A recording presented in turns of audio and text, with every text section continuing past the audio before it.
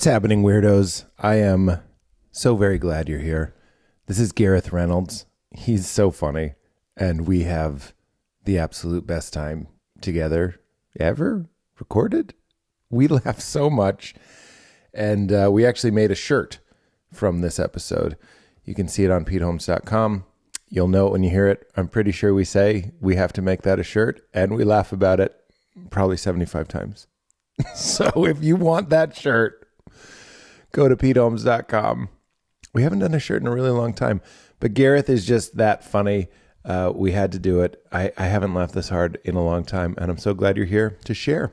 Go to GarethReynolds.com. You can watch two of his specials at least. One is called Gariffs, which is him just doing crowd work, and one is called England, Weed, and the Rest at GarethReynolds.com, or you can go type Gareth Reynolds into YouTube. He also has some tour dates coming up. Looks like he's going to be in Australia. Wow, Melbourne, Moorpark, wrong accent. Then he's going to be in Tennessee, Nashville, Huntsville, Alabama. He's all over. Atlanta, Georgia. Go to GarethReynolds.com and see this man life. He is so funny, such a delight. And check out his podcasts as well. He does Here to Help with Jake, our buddy Jake Johnson, and he also does The Dollop. He's wonderful. He's here. I'm so glad you guys are as well. Ladies and gentlemen, Gareth Reynolds, get into it. Well, all right, here we go. Katie, have you any? Have you noticed? Oh my God, what do you think? Fuck. Impressed? Can you believe 700 plus episodes? Is this the first? Yes. This is the first time I've been Did wearing... the uniform? So you're the first person that opened the attachment. Yeah. What to wear. .txt. Yeah, that's crazy. Most people No one aren't doing opens that. it. No one opens it. Oh yeah. I Yours is respect your slightly show. different though. Well, you're not a very tall, so like, look, put your arm out and just hold me. No, but like, see, it goes to here. Yeah, yeah. That's an experience I've never had as a human. Oh, that's very strange. You know what I mean? If I That is really cared, I could be. I would say that would bother me. Of course it would. But imagine if you've just been doing it for 45 years. You'd just be You like, haven't been. You've been this size your whole life. Yeah, I was born. When I was born, they were just like, and the baby keeps coming, and there was like a real... Yeah. He's got bits too. He's got a set list. I came out feet first for the bit. Whee! Oh man, yeah, that would be. You're too tall, TT. but it's worked well for you. TT the Bears. You grew up in, well, you went to college in Boston, so you know TT Stop the Bears. it. Stop doing this. All right. Emerson. Oh, Pete. I understand you were born in Wisconsin and you have Stop a Green Bay it. Packers tattoo. He's good. How's Katie, your mom? you didn't. How's your mom, Pam? I understand. What the fuck? During the He's off book. pandemic, you did a No, little series don't called bring up Pamdemic. pandemics. Don't do it. You're good. You are good. What is the thing that if someone brings up, you know they're a true fan? That's a real question. If someone comes up, boy. who cares they know about How Can We Help? Is that what you and Jake's pod is called? No, but that's a tell that they're not a huge fan. That is the giveaway that they're not a huge fan. What is it called? You were on it. We're here to help. Yes. Ram Dass has a book called How Can I Help? And you mentioned Ram Dass. We're not doing the Ram Dass podcast. I'm blaming Ram Dass. I'm blaming Ram It would Dass. be insulting. The ultimate excuse. Someone Someone let me comes tell up. you the weirdest thing that at a show, An once, American show of stand-ups, I think I was featuring because it was one of those ones where I was just very used to being anonymous, and someone came up to me and goes, "Did you ever host a kids' fire safety video?" And I was like, "What?" And they're like, "We're teachers, and every year and I was like, "Yes." I was like the Great Escape Challenge, and I hosted in Boston. I would get like certain weird gigs through casting agents or whatever, and one of them was that I was hosting a show called the Great Escape Challenge, and You mean escaping a fire? yes, but it was like two families, and I'm like, all right, now what is a perfect plan for when your house? What do you need? Like, and the one family's like, just stay in the house, and I'm like, sorry, Anderson, Mitchell's for the steal, and they're like, we should have a plan and a way to get out in time, and I'm like, there we go. In a fire, bunker down. Wait, let it tire itself out. Oh, it'll sleep tonight. Stand up and breathe into it. and they were like, we watch it every year at school. So and you were a real celebrity. So to them, they were that. like, and getting recognized for that was like, aside from the Emmy, I had never been recognized for that. Do you have an Emmy? No. I'm manifesting. Oh. That's what we do on You're Here to Help. You're here to haunt? You're here to haunt, which is... We're here to haunt. You don't get out of the How fire can we properly. haunt? Yeah. If you're burned to a can we crisp, haunt? How Can We Haunt is your spinoff. It's great. Your Halloween episode. How Can We Haunt? We're here to haunt. I can't remember the name of it. That's okay. We're here to haunt. Yep. I that just works. did it. And then we do a clown one. We're here to honk. We're here to hump is the porn one. The porn one. Or just you guys. We really humping. could have quite a universe. A Spider-Verse, maybe? We're here to Holmes. We're Here to Holmes was my episode. Yeah. Holmes, Sweet Holmes. Yeah. Very British name. Yeah, it is. I just listened to your album. Oh, let me say right up back. Go ahead. Beautiful. Yes. Lovely. Fabric. Yes. Good choice. Thank you. Yes. Oh, Thank you, fedora. Jeffrey. Oh, yeah. Got a Robin Williams in there actually, too. Oh, yes. Oh, beautiful fabric. Oh, fabric of a space If and I time. were a fabric, revitalize me. I'm an old chair. No, wait, I'm fine. Upholstery. Upholstery. Oh, Silent H. I did After Midnight yesterday. Oh, congrats. And this was the outfit. Okay. I'm the kind of guy that'll just wear an outfit all week. I get it. And I like this outfit. I like it too, a lot. Enough to have own a it. spin-off. I'm friends, you're Joey. Yeah, right. Yeah. Right. Why can't you be friends? I don't You're love the it, guest. but it is true. Yeah. No, your episodes. Well, I like that better. Good Lord. I mean, let's be honest, Joey, very few people are like, yeah, his character on Friends. No, there was another show. What is it like? Wait, it was his character from Friends, wasn't it? Yeah. Yeah. What is that like? That's like something. Because a hit show is like a magical date. Yes. It like something works or like you meet in Cuba and you have red wine and you're dancing with a stranger and then you have sex in a lighthouse and you're just like, what the fuck? And a spinoff is that guy. The spinoff is like Antonio comes back. Yeah, right. And he's like, let's go back to the lighthouse. pretty bright in here, isn't it? Boy.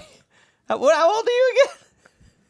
My crotch has been itching since the last time you were here, Antonio. It's when it all becomes so obvious what he's trying to do. Yeah. He's like, maybe we go back to the red wine place. The confidence to try to return to the well again. That's it too. Yeah. There are all these things biologically and also just like televisionally that are at play. Yes. The culture and like when you just try to like ring the bell again, no one likes it. No, I guess Frasier really is I couldn't be a bigger Frasier fan, and they rebooted it, and I was like, never saw a moment. No, me either. Why would you? But they were like, look, we did it.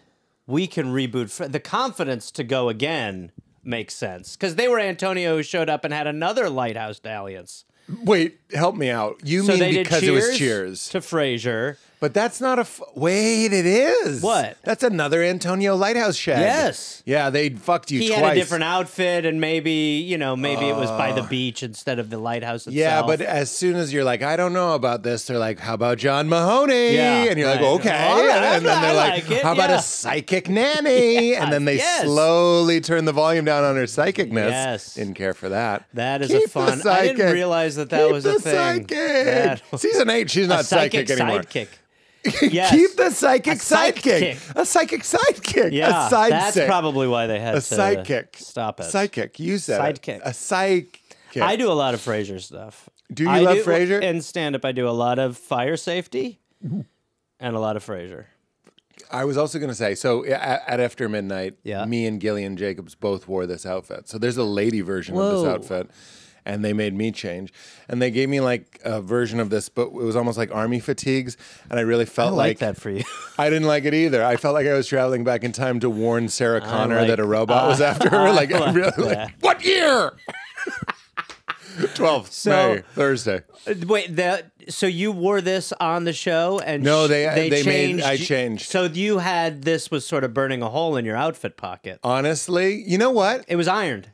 It wasn't ironed. Interesting. It was on a hook with like 30 coats. Little glimpse into my Wow. a lot of coats What's going on there? Just it looks like I don't know what it looks like. It looks like I'm a serial I'm trying to killer picture it, who yeah. kills you and then takes your it's coat. like a meat locker, but all the meat's on one, and those are your clothes. I like that for you. Pizza closet's like a meat locker, but all the meat's on one. But you know what? The further I get into it, it's not like a meat locker, to be quite honest. It's a Pete locker. We got it. Pandemic. Same outfit. Where were we going? Oh, so they made me Same change. So outfit. this outfit is hot. Where were we going though? We were somewhere. Well, I we don't were know, about other to than crisp we- into it. Oh, I was gonna say, Uh-huh. who cares? Okay. But the fame is so weird. So to those guys, that fire safety video was a legit thrill. I'm Yeah. fascinated with moments like that where it's famous to a very small Yes. group of people. Yes. Urban Outfitters, Uh-huh. Harvard Square. I know you've been there, you yeah. fucking sack of shit. Cool. Jeez. Oh, wait, you're Boston, Pete. Yeah. Sorry, So we're this still is kind. pals. Yeah. You go It's to out of endearing. town news. Yeah. They don't have the we that you're looking Newberry, yeah. for. The issue of We magazine. Yeah, we. They had hardcore pornography at Out of Town News. They had hardcore pornography. Yeah, well, it's out of town. So those are, you're like, wow, she doesn't look familiar. Yeah. I remember a guy flipping through a hardcore porn mag at Out of Town News, and they would. Yeah, remember in porno mags? This is gross, but I remember. sometimes I they- don't even need to hear the question. old. Yeah, Whatever it is, but go ahead.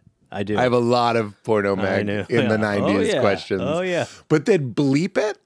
Like it would be a hardcore magazine, but there'd be some splaying, and there'd be like a black dot Over the over the splay. vagine. Oh, wow. Like this is too much. Like it was bleeped. Does that Putting a ra- hole over a hole seems sort of.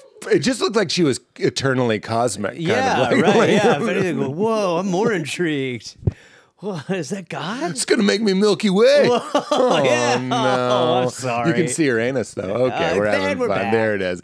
Did you grow up in the great tradition of someone having a bag of porno mags in the woods? I definitely remember the leave behinds in the woods. Oh, that's what they're called? Yep. The Kirk Camerons? Well, I didn't have a stack. Yeah, the old Camerons. Yeah. I didn't have a Dude, there's a sweet stack of Camerons using Jesus. hardcore fundamental Christian terminology to explain woodland pornography. There's a Kirk Cameron in the woods that'll make you jizz your jeans, man. It's actually Kirk Cameron. Yeah. The second coming! And There you we jizz, go. there it Yes. is. First he is risen, and then the second coming. This must have worked on After Midnight. This would have worked. Okay, good. That's Would what mattered. Have worked. Still pitching. If we were in England, they'd love this. Don't they love they this would. sort of shit? Oh, yeah. They love it. Yeah. They're like, leafy green, Gosh, she keeps pitching at you. Oh, Right when you think he's done, he comes for more. little Good Paul on you, McCartney. Pete. Yeah. Good on you. Good on you, Pete. That's a good one, Pete. God, like, he's fucking large, isn't he? His sleeves won't touch his fucking wrists. You not got those here?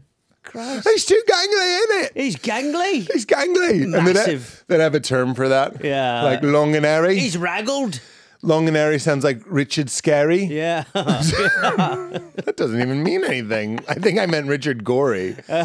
Which Richard Scary, Richard Gorey. So you'd say Mystery, the TV show that opened with drawings from Richard Gorey. Right. You'd say he's got mystery arms. Yeah, right. Doesn't Yeah, it? yeah. He's got all right. lanky poles. Where are we? I think Burbank. I'm not sure. No, you were about to. I was going to so say I- at Urban Outfitters, there was the photo of the guy. You what? Well, I did grow up near woods, and there was always porn in the woods. But That's where we were. The porn stack people, I remember probably from my early adolescence, and being like, it was the version of like when a grown man ate ice cream. You were like, I'm gonna eat ice cream when I'm old. That's all I'm gonna eat. When I saw Like, the stacks why of porn, aren't they? Yes. I was like, that will be how I live.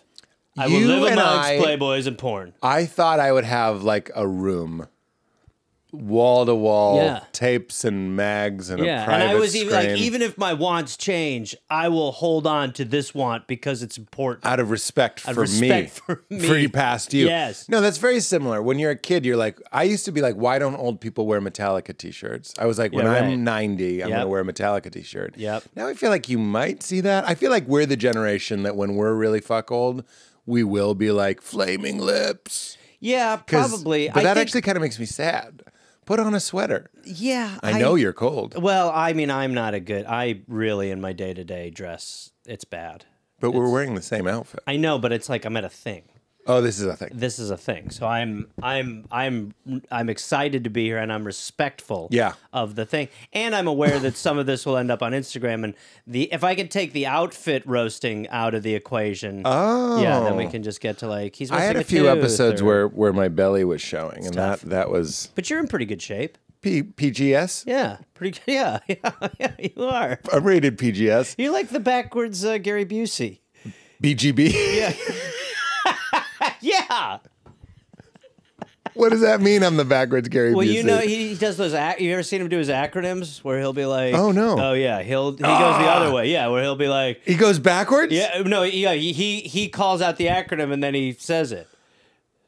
He'd be like, "You're like at a matchbook candy store in MBCS," and you know he does that, and you're like, "Oh, crap!" And sometimes they're off, so you're like, "Whatever." He's close though. That's like an 8-lettered acronym. Yeah, there's a certain people aren't going to pay attention past that third letter. I like singing "Since You've Been Gone" in acronyms, which is SYBG. That's pretty good. ICB, FTFT. By Casey.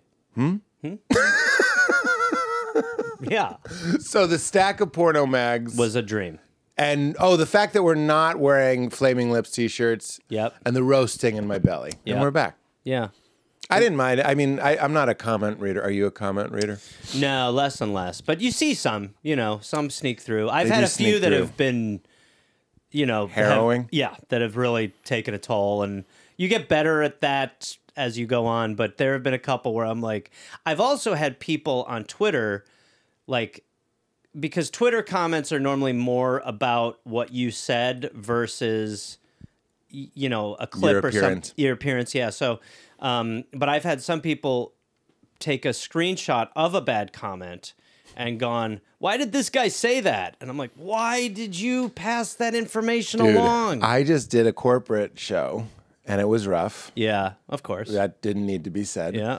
But you know how you gauge the bomb, and you're like, I stayed true. Yes, and hung in there. And I got laughs, yep. and I did my job. Trusted the process. I didn't turn on them. Right. I was dirty though. It was interesting that the show was like you can be dirty because they're all fucking. Everybody's heard me talk about the show a million, and it was what it was. They were drinking all day. Yeah, right. Shows at 10:30. They've been drinking all day. Terrible. And they're like very rich men. Yep. And I go out. It was the kind of show where they're like. Laura bites open and she said that she was sober and someone screamed quitter. It was that kind of show. So I go up. I'm in total fight flight. That is a really ridiculous thing to do. I know. Quitter!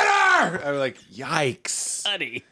I get it on like a T-shirt. Yeah. Because we can choose to not read it. But you just screamed at a person in recovery that she's a quitter. She didn't follow through. Okay. It was exactly. So after the show, I already told the story, but I was being dirty. And I'm going to be in this guy's defense who walked out. A guy walked out and was kind of like, spoiler. He didn't say shame on you, but he essentially was like, shame on you. Yeah. Basically. Yeah, like, I'm quitting. Yeah.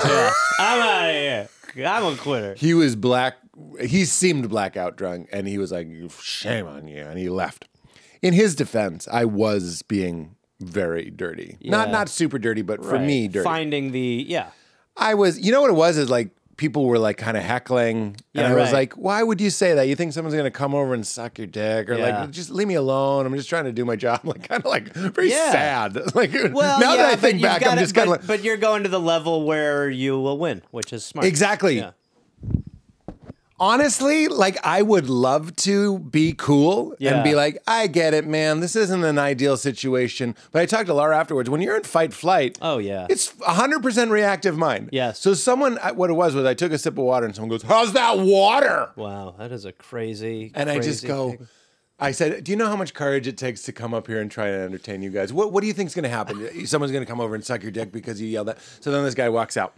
That's okay. I didn't like that he made a show of it. Yeah, right. Never great. The next day, the guy who booked me, he's like, hey, thanks so much. It was great. He was so sweet. Mm-hmm. He was like, everyone enjoyed it except this guy. And he sent me a screen grab of the email that guy who walked out sent him. And Gareth, immediately I close it because I don't want to read that. Yep. But then I go, what if this is real? Yeah. What if in the email it says, I'll be waiting for him in the lobby? That's where my mind goes. I'm like, what if there's pertinent information? Battle plans, yeah. Okay. So I read it. And of course there wasn't anything I needed to know in there. But there was a whole lot of like, I remember he was like, this idiot made fun of God. You know why? Because I went up and I was like, is anyone here rich and miserable? Because they were all rich. And I was like, did anyone climb to the top of the ladder and go, oh no, Jesus was right? Yeah. I thought that was the funniest thing you could say. Yes, of course. He didn't like that. He thought I was making fun of God. When really, who am I making fun of in that joke? Boy, how long were you up there? I tried to be like, I'll do 45 because I brought an opener, and they were like, you need to do an hour. And then they were like, Jim Brewer did about 30, then he told stories. Whitney Cummings bailed on her set. Like, they kept telling me everyone who bailed and just did crowd work. And I was like, but you won't let me just do 45. Like, wouldn't that be better? Yeah. No, do the hour. So I did an hour. It was a very long hour. Yeah, well. Do you do those types of things? Not a lot. No, I've never. I mean, I would love to do them. Yeah, because I hear the cheddar's pretty sweet. But well, isn't it funny that as I'm shitting on this, I am like, thank you, Ricky. Thank you for having me. Well, it is that. But I think I've done my writing partner and I, who was also my sketch partner, Evan Mann, back in the day, we got booked to do, and I don't even know how the hell this happened. But we got booked to do a show in the Bahamas for this company called Paychecks, which is like a huge paycheck company. Okay. You know, as you get through the world, you're like, boy, there is a magnate? Wow, who knew that there was like a paycheck, guy. But can I interject and say the guy that lived in my house before we bought it, he was in the confetti business. Wow, that's And I said, great. what? And he said, anytime you see confetti in a movie, that's me. In a movie? So there's paycheck moguls, there's confetti moguls. Well, confetti mogul beats everything. He's like, do-do-do-do-do-do-do is not a joke song to me. We played that at my wedding. Oh, my God. Oh. So paycheck moguls. I'm a little obsessed with. I am a little obsessed with the idea of the confetti man. I know, obviously. Well, I'm saying it without saying it is like a famous comedian is living in the. I'm not saying I'm fucking Joe Coy.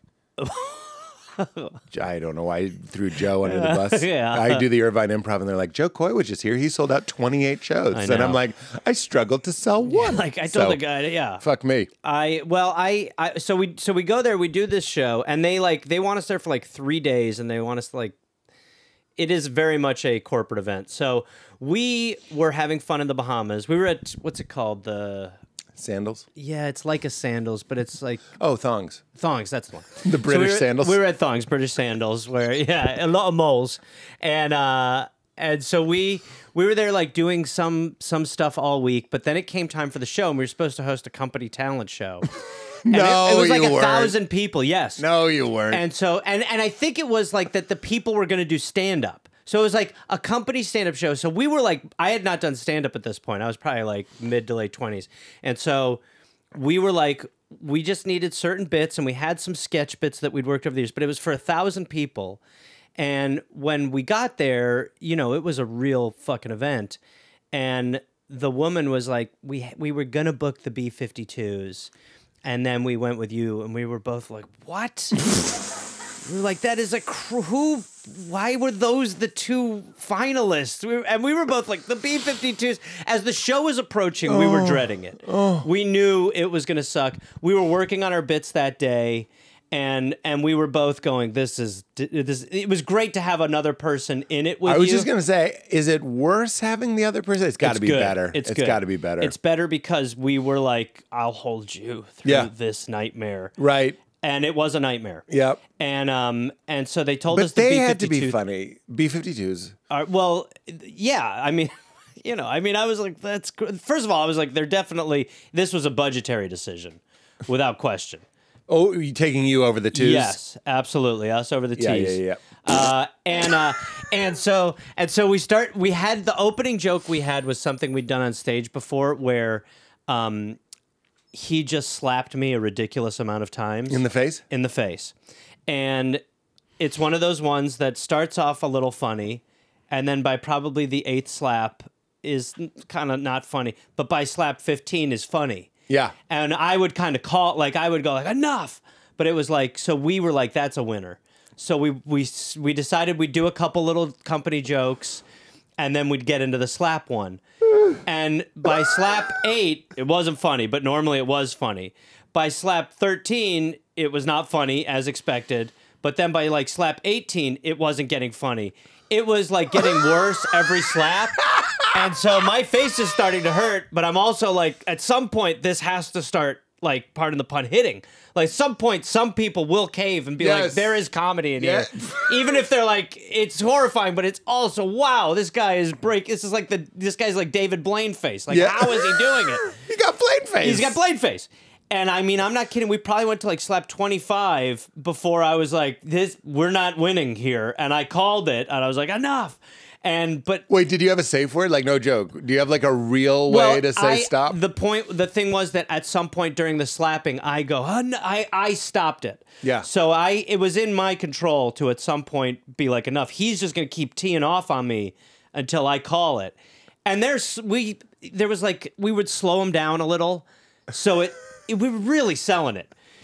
And I mean, when I hit 25... Is the joke you're trying to talk or something? Or you're like, well, I just think these fine people deserve a really good show. What are you doing? I think it was that, I don't remember, but I think it was just that, I think I told him to slap me in the face. I think that was what it was. I was like, slap me in the face. I mean, again, I'm not saying we were, Mr. Show. No, I'm dying. I think this is hilarious. So we get to like 25. I'm shocked that 25 slaps in. And nobody, somehow the silence is the only thing getting louder. And so it is bad and we stop or whatever. And then, bring up the first person to do stand-up. And we were off stage and we were like, holy shit. And we knew we had... another 5, 6, 7 segments of this to get into. I've done this. I've hosted award shows where they're like, and just do stand up every 3 people. And you're like, you just don't understand. It's stilted. It was bad. You're doing 6 sets? This is 6 bits. Yeah. But like going up fresh. Yes. So when I did that, I was like, you need 6 openers. Yeah. Like stand up is the weirdest thing to like wedge in at the beginning. And they're not laughing, so it's not like you can come back and it's like, oh, it's the wonderful slap boys. Yeah, no. And it's not a savvy enough crowd environment that you can go up and be like, you just do more slaps. Yeah, and like they're amazing. They love it. Right, yeah. Like, there's just... I said this to Laura after that show. I was like, one of the weird things about comedy is if you get good at it, you're rewarded by doing it places it doesn't belong. That is such a... poignant point, because isn't that weird? It really is true. There are, I think that a lot of times when you see like, I mean, I've gone on the road and done like open for people who are doing like stadiums, and you're like, well, this is tough. And I mean, even specials when you see them go in Madison Square, well, it's different. It's entirely different. I wouldn't know. The idea of like, like I when didn't you mean go that to sound loaded. I wouldn't know. I just mean I haven't done a stadium. Yes, Pete. I quit. I'm done. Yeah, no, but you like you go to a club, you like low ceilings. Yeah. You like the... No, think about it. You're exactly in line with what I'm saying. Is like, you're one of the best stand-ups in the world. Now do it where it... Oh, sorry. I'm sorry. I misunderstood how that... I do love your stand-up. No. I love Don't do your this. Stand-up. Don't do this. No. But let's do it in an airplane hangar. Yeah. I started watching that Steve Martin documentary, and he gets so huge, he's doing the Hollywood Bowl and stuff, and I'm like, no wonder you fucking hated it. Yeah. No wonder you hated it. Yeah. How about a perfect venue? Yeah, I think that it really is like that's why there are those clubs. You go to those clubs and you're like, yeah, this is like everyone agrees. This is a top 5 club in the country. Punchline, Comedy Works, fucking Madison. Yeah, just what was are there, they? All 3 of those are... If they existed in nature, they'd be caves. Yes. Yeah. And then they're like, what if we did it in a field? Yeah. Why? Because the one ring has you? Yeah. Because Sauron grabbed you and said, subtitles on, you could sell out the bowl. Don't slap. Eat shit. Like, no, it's... I feel very passionately about this. I understand making money plays, and maybe you just want the most amount of people to be able to see you. But I think I have those shoes. If someone, what's that? I have those shoes. I'm realizing. Do you really? Yeah, can you get them? Shoes. Should we hold? Should we do a stop and you can go? Can get we do them? Oh, I mean, is that?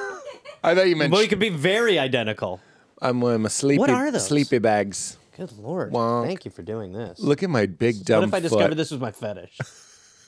I love an ankle rub. Yeah. Yeah, these Good are fun. For you. They don't have great ankle support, so don't go on a hike in them. Well, you know, yeah, I would. So- I don't need to hear that disclaimer. I Okay. wouldn't. And I'm not trying to be rude. Slap me. But that is why, to your point, like when a man walks out in an environment that is not teed up for it, then Yeah. it's obvious. But the email is again a thing where I think people think that because you do this sort of stuff, you maybe are made of stone, and to some extent you really can take a lot of shit. Yeah. But there are still the ones that sneak through the comments. We talk about it on We're Here to Help. This guy, I did a joke years ago, and this guy commented that I was like a fat Aaron Paul, and it was so right that it hurt so much. And then I mentioned it on We're Here to Help, and now that's almost rebirthed it to a point where I've like had to purge myself of any emotion when it comes to it, because now people at my shows will show up with shirts that say Fat Aaron Paul, and I'm like, okay, we're back. And Wait, and this is like yeah, it's like a flippant your thing life. a man said, and this was back in the day when I would read comments. Yeah. And I saw it, and I was like, Yeah. Fat Aaron Paul, though. still Look, an Aaron Paul. what's that? Still an Aaron Paul. In It's the still an family. Aaron Paul. Yeah, it's like Yeah. the Clumps. I'm like the one where you're like, hey, he's not the best looking brother. There's Aaron, but hey, he's at the table. Yeah. But isn't it a gift? I mean, lesbian Val Kilmer is my go-to. Yeah, is my go-to. Even at that corporate show where I'm, struggling. When I said I look like lesbian Val Kilmer, winner. they go nuts. I got another one. So Fat Aaron Paul is a gift. All right, ready for this one? Yeah. And I'm from Milwaukee, remember? Yeah. Weird looking Jeffrey Dahmer. Weird-looking Jeffrey Dahmer, as opposed to the dreamy Jeffrey As Dahmer. opposed to, the regular Dahmer who was fucking insane, was eating brain. I guess I don't know enough about Jeffrey Dahmer. I would have said Ed Norton. I've gotten like bargain Smeared bin in oil. Ed Norton before, like What was it? bargain bin Ed Norton. Yeah, Like a it's always- discounted Ed Norton. Yeah, It's it's always, always- there's Ed always Norton in the microwave. They always have to. melty. I don't need that. Melty Ed Norton, yeah. Oh my I don't God. need you to be adding your own spice. Melty yeah. Ed Norton, men. Gross Ed Norton, yeah. Disgusting, unfuckable Ed Norton. yeah. Unsuccessful Ed Norton. Yeah. No. But these are gifts. You tell that story in your album. What is it? Allah Magoof? Eli McGuff, yeah. Allah Magoof. Yeah. Allah Magoof. That really, your nickname, how old were you at that time? It started when I was probably like 13 or 14. Yeah, prime, It was one of the brutal. first times I got high. And yeah, it was They like said, don't tap on the glass. we were stoned, we were in front of a little store smoking weed, and I was laughing hysterically, and I kind of tapped this closed store window, and this one guy goes, "Don't, Gareth, you lima guaf."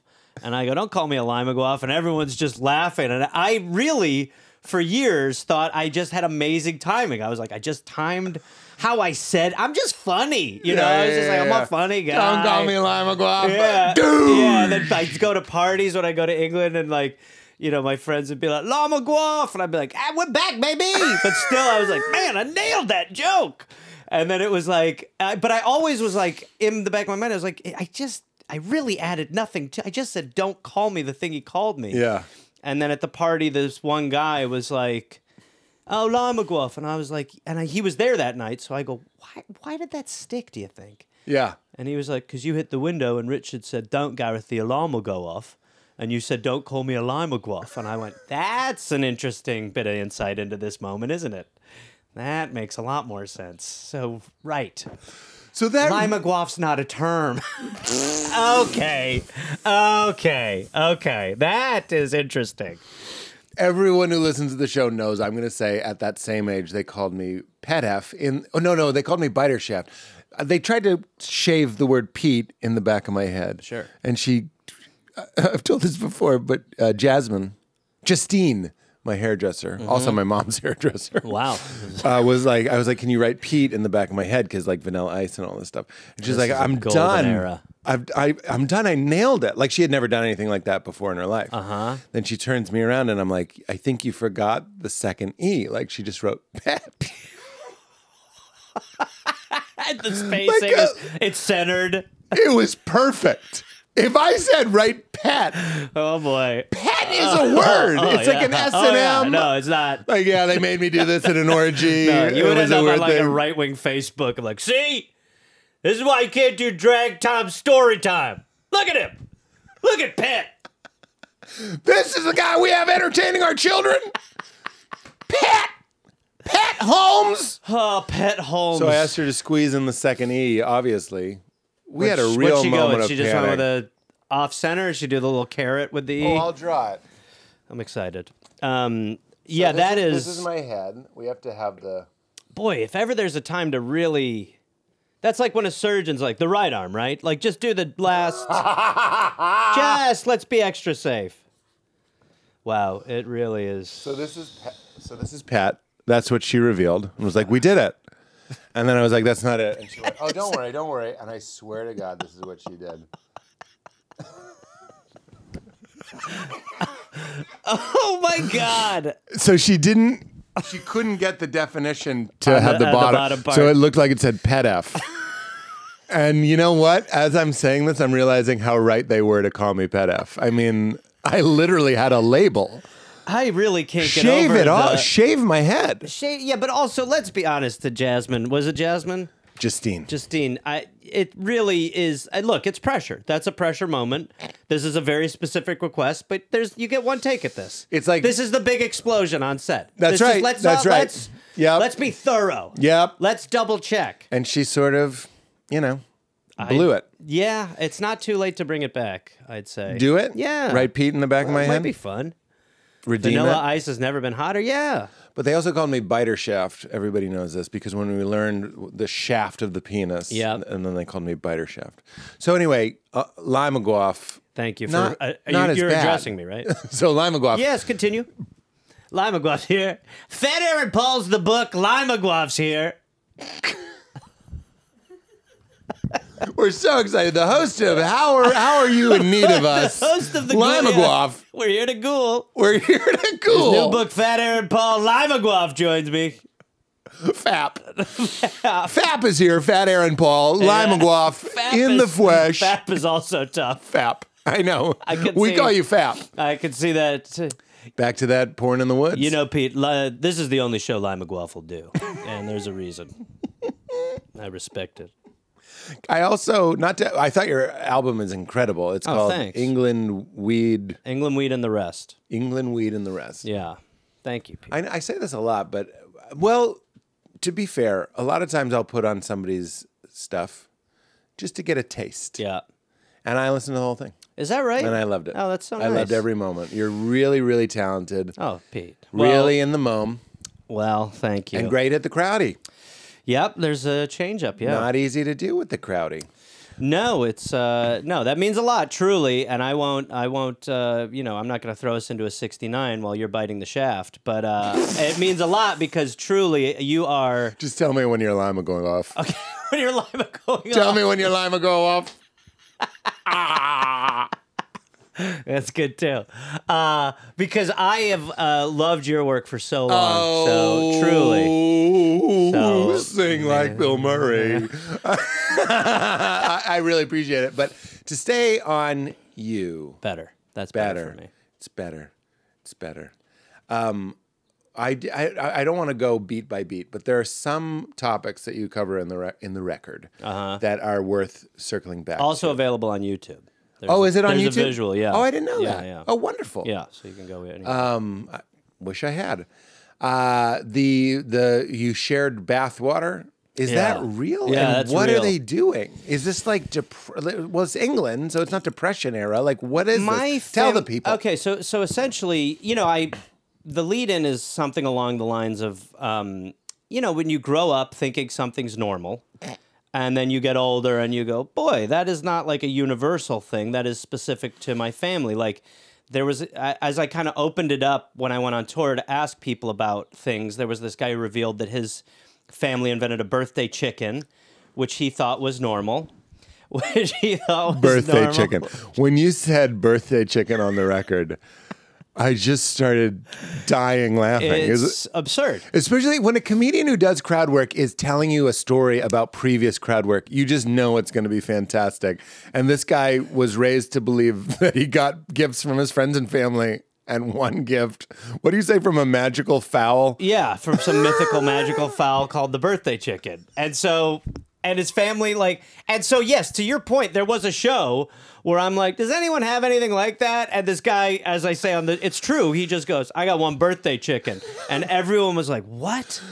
What does that mean? And he was like, when he was a kid, he had a birthday chicken. And so he grew up even when he knew it was fake, like when his parents were like, there's no Santa and all this stuff, there's no birthday chicken, they still did a birthday chicken gift. Like you get a stocking on Christmas, you know what I mean? Like it continued. So he was like... very fun. He was like, you keep doing the birthday chicken thing. Well, the cat's out of the bag, it's not real, but we still do the thing we're all doing. And he goes to college, and one of his roommates, he gives his roommate a gift, regular, and then he gives him one from the birthday chicken. And then he explains that it's from the birthday chicken, and everyone's like, what are you talking about? And he's like, the birthday chicken. And that was when he had that moment. No one told him. No one told him. He made it all the way there. Oh, there's such a... We're going to get to your tub one. But as I'm listening to this, one of the joyful things just about your act in general is it's like these topics, you want to participate. Like it made me realize when I was in college, I went from high school to college. So I'm 18 years old, and I'm packing for college. And my grandma had made me a pillow the size of a couch cushion, like an enormous pillow, right, covered in white fur with a tail, oh my God, 2 little button eyes, and a bow, like a Hello Kitty bow. It was a white cat. We called it the cat pillow. Like the birthday chicken. Okay. And that's fine. It was a great pillow when you were reading in bed. You'd lean on the cat pillow. Sure. But I'm packing for college. Look, I look back and go, why did they let me get married when I was 22? Why didn't someone pull me aside? But more so, why didn't someone say, don't take the cat pillow to college? Because I unpacked it, and it was on my bed in college. That's my birthday chicken. My roommate is still... Oh, it's a crazy decision. It's an insane... It was all matted down. It's also colleges where you go to maybe reinvent. Yes. Where you get another crack. You can shake the Etch-a-Sketch. You're new. Well, it's funny that you say You're that. Pet F. Whatever you want to be, you can be. What's really funny is I swear to you, I remember the moment where I decided to pack the cat pillow. So you did... And it was a... message to my mother, like, I'm not going to change too much. I'm Peter Pan. I will always have the cat pillow. Guy. And then you get to college. And then, yeah. It might be why you got married at 22. There could be a ripple effect. I think that was the same style of decision. Yeah, right. It was like, I'm still a good, sweet boy. I got a cat pillow. Oh, the cat pillow made an appearance at my honeymoon. I'm just kidding. Yeah. Do it on the cat pillow. Favor the eyes. Yeah. Oh, man. Moving the tail to the side. That is so endearingly adorable. Yes. So yours was... So mine was that at one point I realized when I got older that it was really strange that when I would go to England, like, so my parents are both English immigrants, and I spent a lot of time in England. I have all my extended family's there, and I would always go there for, like, the holidays. So it would be, you know, like Christmas vacation. It was like the whole family came in. Go ahead, Pete. Over there, Pet F. I don't want to interrupt, but we're not going to forget the story. Okay. We're not. Okay. I want you... It's weird that we left from England, came here, and then we don't let English people come here. Like, they're immigrants. It's like, yes. Wait a minute. This is... Hold on, let me see your... You know, sometimes when you wish... Like, I had this after I recorded my special. There's a bit I didn't end up putting in there that I still work on. I'm like, thank God I did. There's so much meat on the... That is a great joke that would have fit right in there. Yeah, the idea that they should be... It's absurd. It's like theirs. Those English people just came in them. free. Yes. No, they had to fill out paperwork. They were hassled. Hassled. Where are you from? Yeah. England? I don't know. Oh, jolly old England. Never heard of them. We're English. That is a very astute point and note. And one that, yes, it is very true. We should have... It should be very easy. Been grandfathered Going back to England, that should be hard. Yes. You can't go back. It's absurd that I can go to England. Yes. Just go back. Well. When they're taking your picture, anything you like to say to the man at customs? Maybe you've made a mistake, eh? Miss it, are you? Miss it a bit, eh? Yeah. Bit homesick, Not are you? so lovely over there, is it? Everything's a mall. Yeah, how's that going to work out? Yeah. Right, yeah, all right. You missed the royal family, do Go you? on. Yeah. Go on. How's your democracy then? All right, yeah, you like that, did you? Well, we haven't got rid of the Queen yet. You feel all right about that? Don't want to hurt your feelings. Yeah, all right. Yeah. Ooh la la, look, he's come back, everyone. The prodigal son's returned. All right, mate. He missed our heavy £1 coin. Yeah, he misses the coins and the cream. He's back now. All right. Look, he's straightened his teeth. He thinks he's the big boy now. Come on in, Pet F. Let's see if those straight teeth can still bite a cucumber sandwich. Yeah, are you able to rip through a shank? You best be able to, boy. Do you want a day gamble on a slot machine in a pub? How about this? You put 10 quid in, you've got no clue what's happening, and you still lose. How's that sound? Is that worth the experience? Come on, then.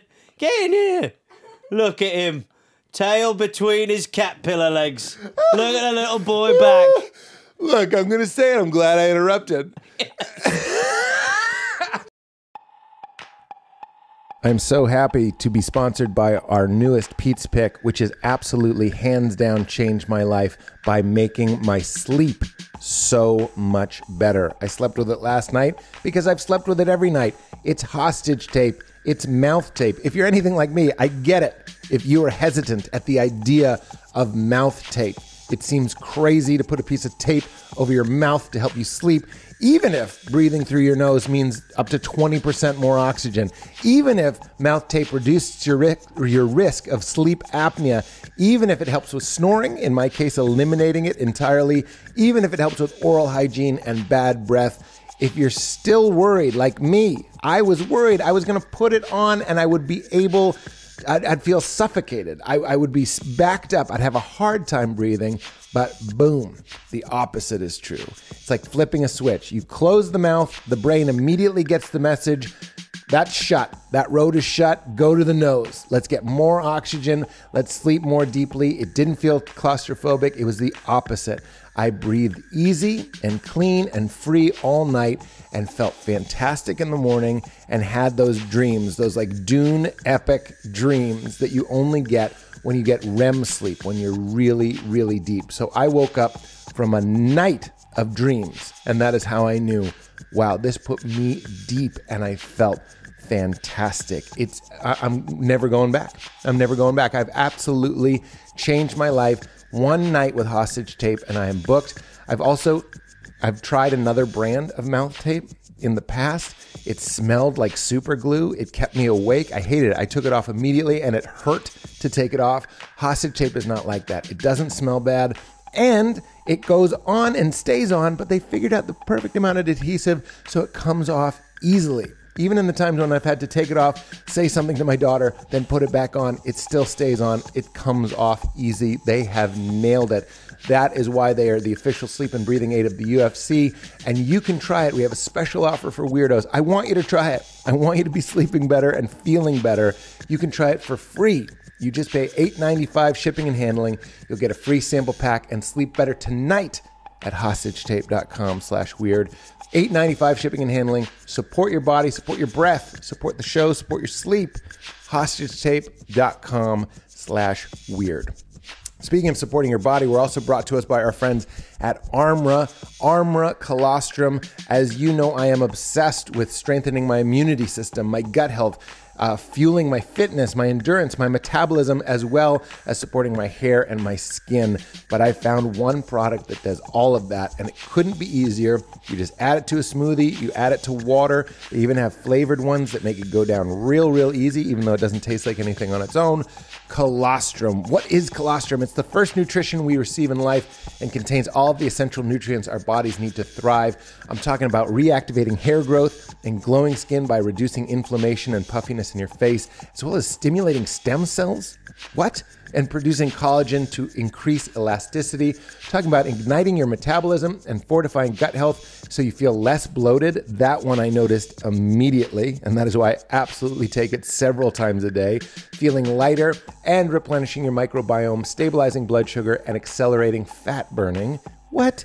As well as fueling your fitness and performance recovery. What? ARMRA colostrum is a proprietary concentrate of bovine colostrum that harnesses over 400 living bioactive nutrients that rebuild the barriers of your body and fuel cellular health for a host of research-backed health benefits. It's wholly natural, sustainable, and was developed with the highest integrity, grass-fed in the United States, and they guarantee the highest potency, and bioavailability of any colostrum on the market for results you can see and actually feel. I will vouch for that. There's no going back. I feel it every time I take it. And we've got a wonderful offer worked out for weirdos. Receive 15% off your first order. As you know, we don't do picks for things we don't actually use and like. I'm holding my smoothie. It's in this smoothie. Try it. Go to tryarmra.com/weird or enter weird at checkout for 15% off your first order. That's TRYARMRA.com/weird. Support your body, support the show. All right, everybody, back to the show. And I also realized you got a little bail in you. Oh. Good for you! Yeah, yeah. Is it that important that we move the light now? Yeah. Remember the first time you saw him talk? I didn't know he was English until probably halfway through his career. I don't want to be disrespectful to our motherland. Thank you. But what a letdown. It was shocking. When you're like, Batman's an import. He's being Batman. He's like, I don't know. We need to figure it out. And then you hear him talk finally. I love the comics. Well, look, I mean, obviously, like, yeah, you know, you've got to my Batman, he's a bit different than the other Batman. What the fuck? What? Is this a clip There's no from a movie? Batman in England.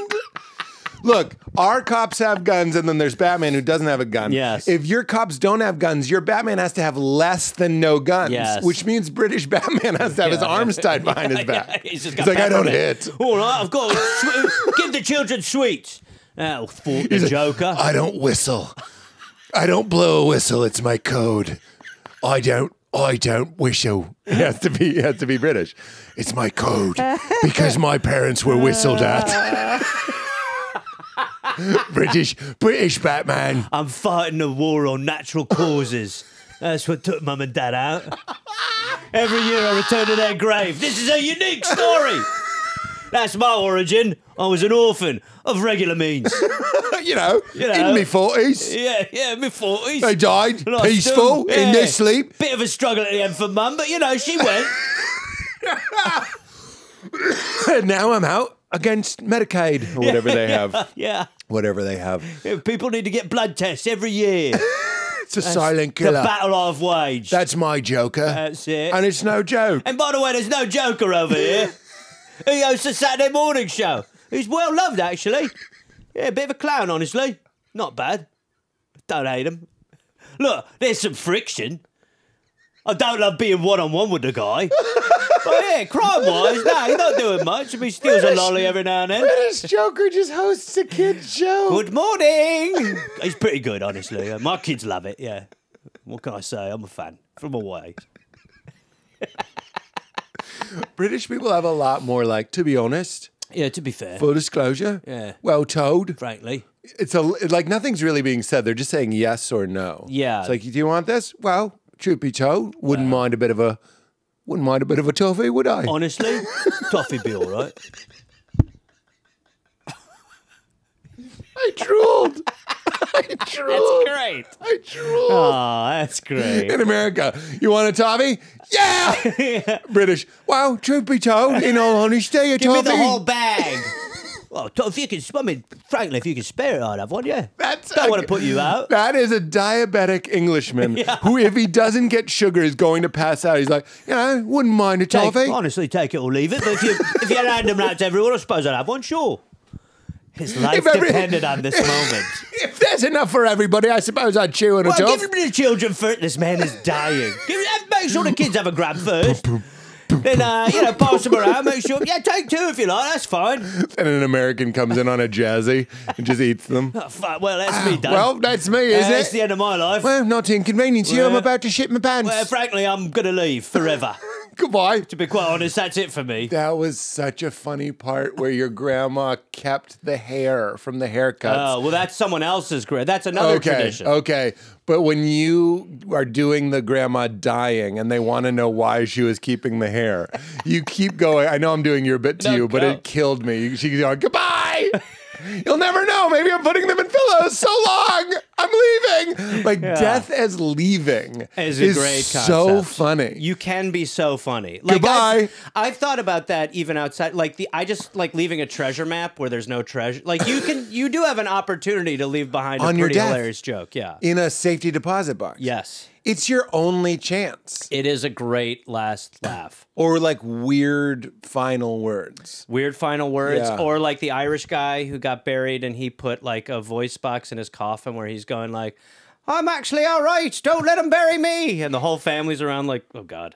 And he's going, no, please. Didn't Leslie Nielsen die? How did he not do that? That seems like such a classic gag. Yeah. Yes. Let me out. Well, he didn't let the Zuckerbergs produce his funeral, or the Zuckers. The Zuckers? Yeah. I mean, that would be a classic. Yes. There was a guy, I tried to do a bit about this. There was a guy who was so afraid. You know, the reason we had wakes was to see if the person was really dead.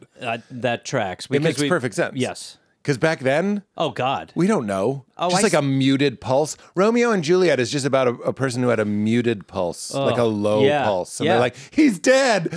Yeah. No, fucking it's a Juliet, death cute. You're dead. Yeah. Now you're really dead. He's revived.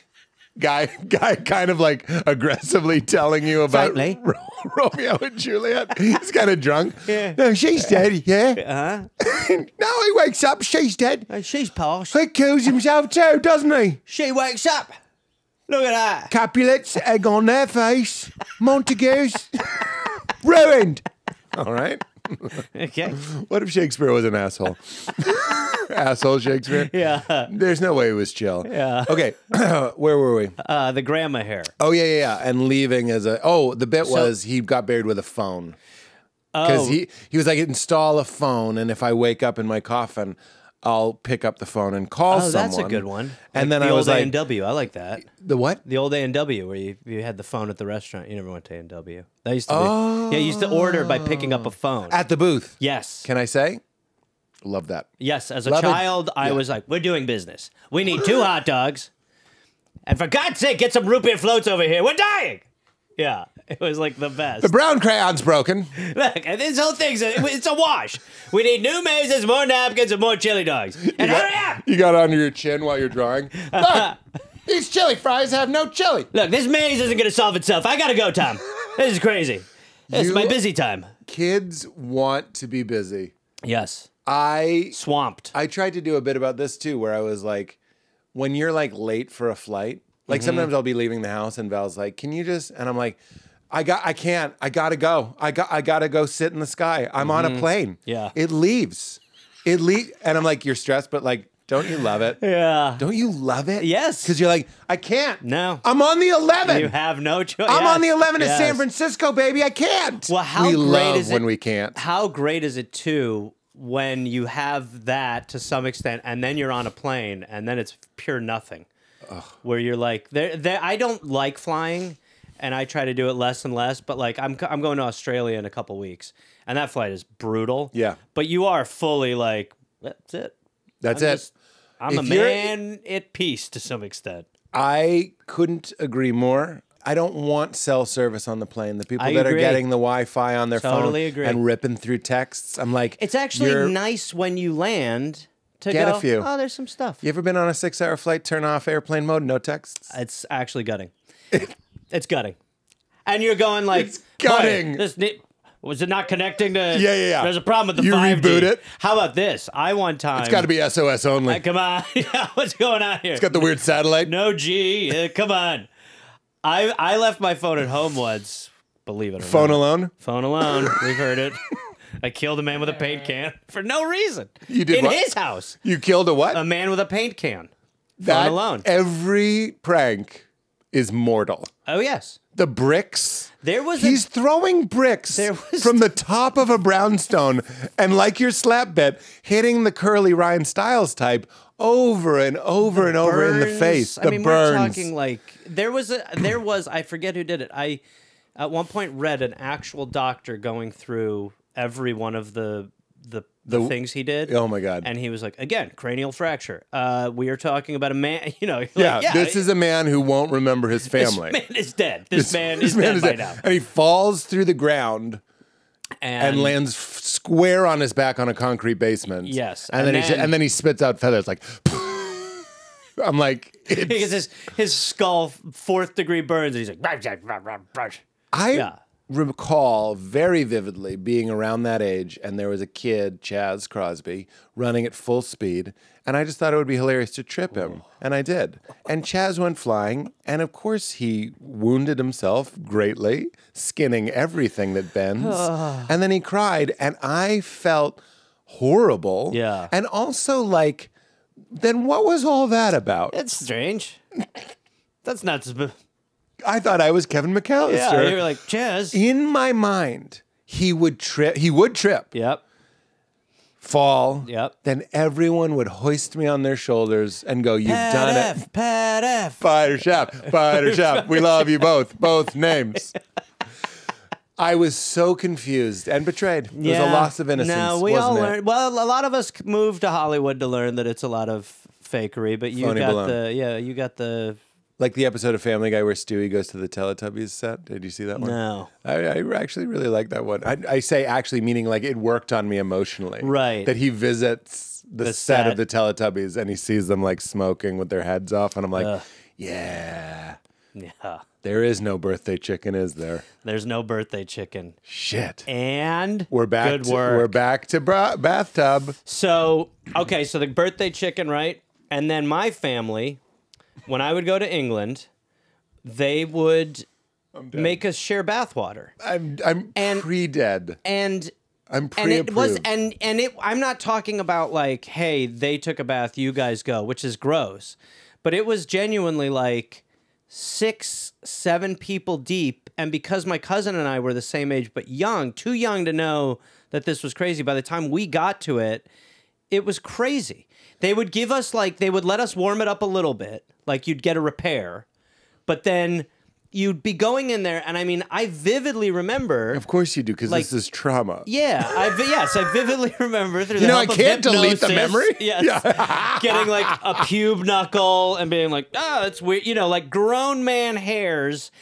And honestly, there were times where I think like women would go in before us and they would like shave their legs and like, so you were dealing with, but I didn't know any better. And at least use a pool skimmer before the. Same water, and the water was so soapy, murky at that point that it did look like a witch's cauldron by then, and it was fucking horrible. But then I was telling my mother, once I started doing that joke on stage, I was telling my mother about it, and she was oddly defensive, and then told me that what would happen when my mother's not from like the 1820s. She told me that when she would go to her aunt's place, there would be bath water that would be like 2 or 3 days old, and then they would get in. So she was like, you kids had it great. That was same day. And I was like, what the fuck? I was like, you were getting it like 3. It just makes no sense because... To your point, same day water. To your point, it was totally possible to refill. Sure, maybe you got to leave an hour in between, but this is not like you could have definitely had refilled water. And were they just saving water? They grew up very poor, so I think their go-to was always, conserve, which we all should be doing, but to some. There's a way to do it that even feels old-timey, which is the bucket method. Yes. You get in the tub and you're like using 1 bucket of water. That's what we did in Uganda. It was, and I remember those years for you. It very much is like, it is like it is a monarchy. Yeah. The first 2 people get the perfect bath. And then the paupers, the rest of us, the peasants. The groundlings. Yes, we are down there dunking as quickly as possible and not putting our faces under because you come out with like someone else's, shadow. What did you say? It's one of the best lines of the hour where you say, What do you look through the window like an orphan? I think it's like Day- a gruel-filled orphan looking at a Christmas ham my or own something. filth. My own filth. Oh, my own filth. That's right. Most Yeah, people that's right, don't yeah. like baths because it's your own filth. Yes. And I'm there with you. Yes, It's gross yes. to steep. Yes, but in when your I own. was a kid, your own filth was like, you'd be looking, you'd look through a window at like people eating a Christmas ham, and you'd be like, me own filth. Oh, maybe someday, me own filth. Yeah, yeah, that's right. Yeah, Good for you. Bale came back. Good for you. That me own filth. yeah. No, I distinctly remember it taking years for me. Maybe I didn't have the birthday chicken moment, but I at some point going, yeah, that doesn't happen anywhere else. Yeah, I'm trying to. I know my family had more. Mine, and I'm not trying to shit on them, was just like how quiet and tense it was. But that Yeah, ends up right. being kind of normal.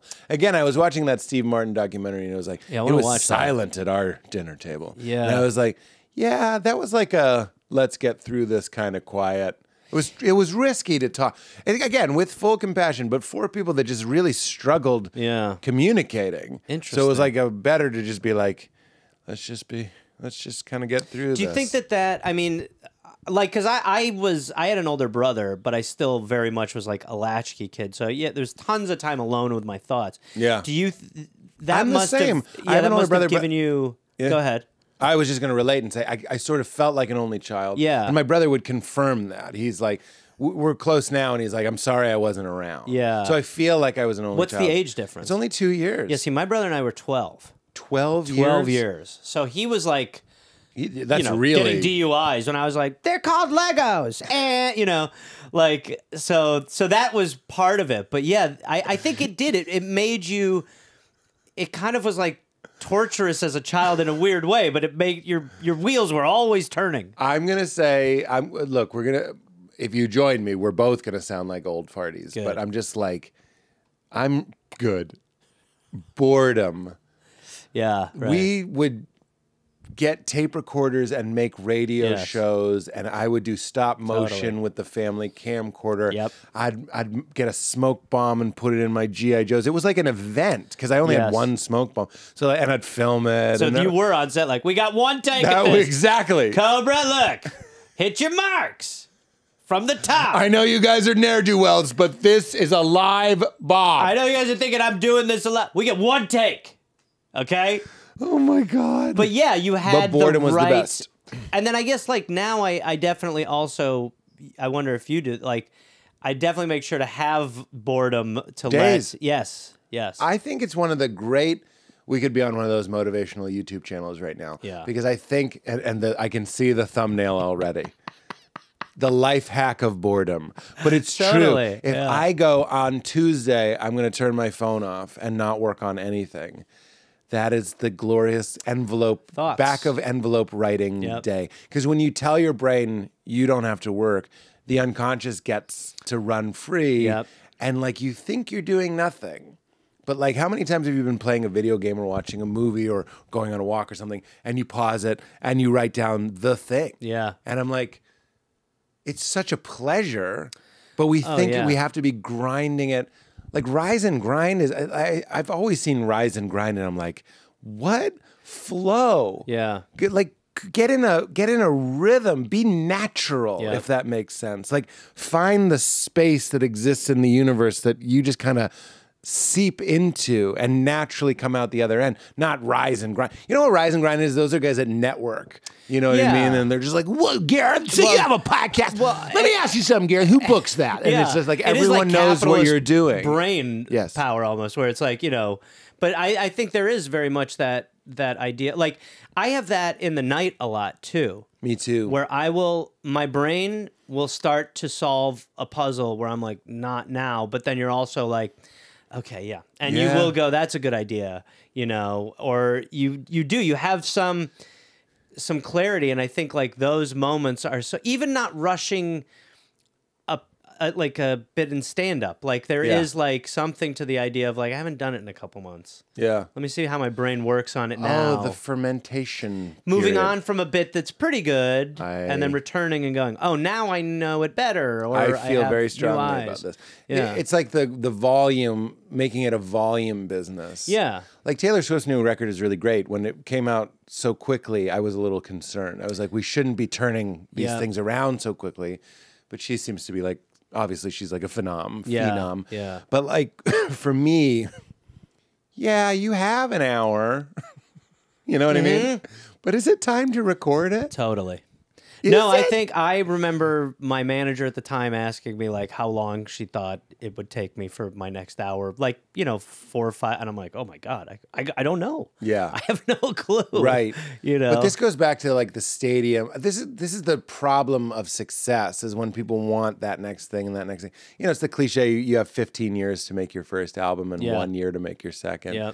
But like, I'm a big like, who's making these rules? That's like a big thing for me. Yeah. When podcasts go like, well, it's been an hour, we should end. I'm like, who made that rule? Yeah. Or like, well, I have an hour, I should film it. Who got to you?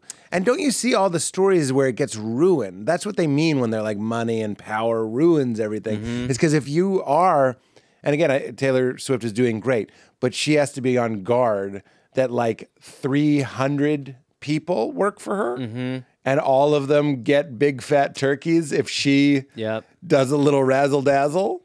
And she's probably I'm imagining a lot of artists that I admire are very boundaried people that are just like, I know you'd like me to just pump out the fucking Shamrock Shake, but we're not selling hot dogs here. Well, I think that also, and we are, by the way. So if you use promo code weird, then on you can your actually, A&W phone. You pick up your A&W phone, promo code weird. Say we need more chili dogs. This maze ain't gonna finish itself. So the more things change, the more they say. When it was radio, it was like call this number and say Hot 93 is the phrase that pays. And now we're just like, please go to squarespace.com. Associate me with your website purchase. Nothing makes me look. I'm grateful for every sponsor we have, but when it's in the copy that I go, and when there's the online survey, please say we sent you. And I always just feel like Willie Loman with an old fedora, just going, and it's raining on me. And would you tell him Willie sent you?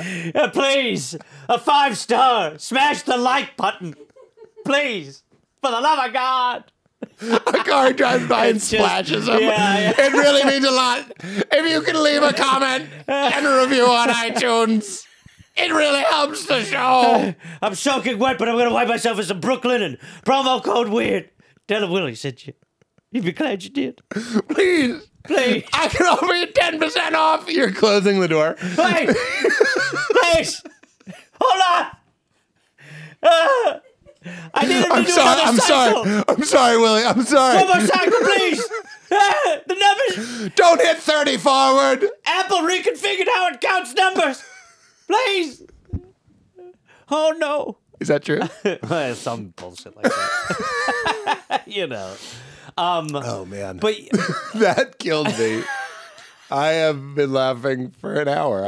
You're so funny. I really appreciate you. Oh, I appreciate you. But I do think it is like that. Those to your point, it is really weird when you are rushed into. You have to do the shit as fast as possible. Yes. Because that's the risk. Yeah, and I think with England Weed and the rest, I had a different idea of what I wanted to do 2 different times during it.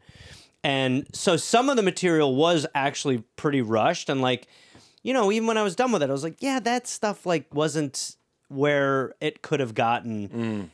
It's weird because your stand-up is never going to be done. Even when you go, I'm going to do a joke that I haven't done in a while, you go, there's a better line there. When I filmed, I thought this was brilliant, but I filmed my last special and then I continued touring it for 3-4 months or something while I was slowly fusing in new stuff. Great. It's a great strategy. Yes. But you're doing that is the problem is you're still doing the old jokes. And there was a line where I go, some people believe God created the universe. I go, some people believe nothing created the universe. And I go, I started going, way to opt out of the conversation, which it just made me laugh so Yeah. hard. I was like, thank. I can't even remember what it was, but it wasn't in the special. And I was Yeah. like, shit. I know. Like tons and tons and tons of little tweaks. Yeah. These micro seasonings that often when I'm watching a special and it's just not hitting with me. And by the way, I did not feel that way about yours at all. Thank you. But when I'm watching a special, I'm just like, oh, it just didn't. They didn't bury the kimchi. You know what I mean? Like it didn't Yeah, have right. that soil time. Yeah. Where you need to sleep and you Yep. need to be woken up out of bed.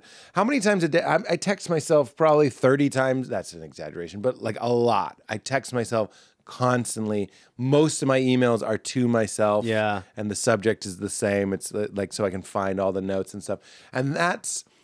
I mean, we've covered this topic before, but I'm just really struck with how much of the creative process is unconscious and how much we kind of have to be humble to it. And the way to be humble to it is to give it the time that Yep. it wants. Yep. And that's why the arrogance of pushing through and being like, it's done, it's ready. In a fast timeline. And sometimes it works. I mean, some people can do it. It sounds like I'm like, subtweeting certain people. I'm not. Like every No, time I certain think- people, they put out new album hours and I'm like, To your holy fuck. Taylor Swift point, I mean, there is like it's also, I think, if you have that level of success, you're not grinding things out in front of strangers enough. Yeah. And there is a real ability to say, they are. I mean, that's what's so great about stand up is you're like, yeah, it's me. Like they're right. Like whatever it is.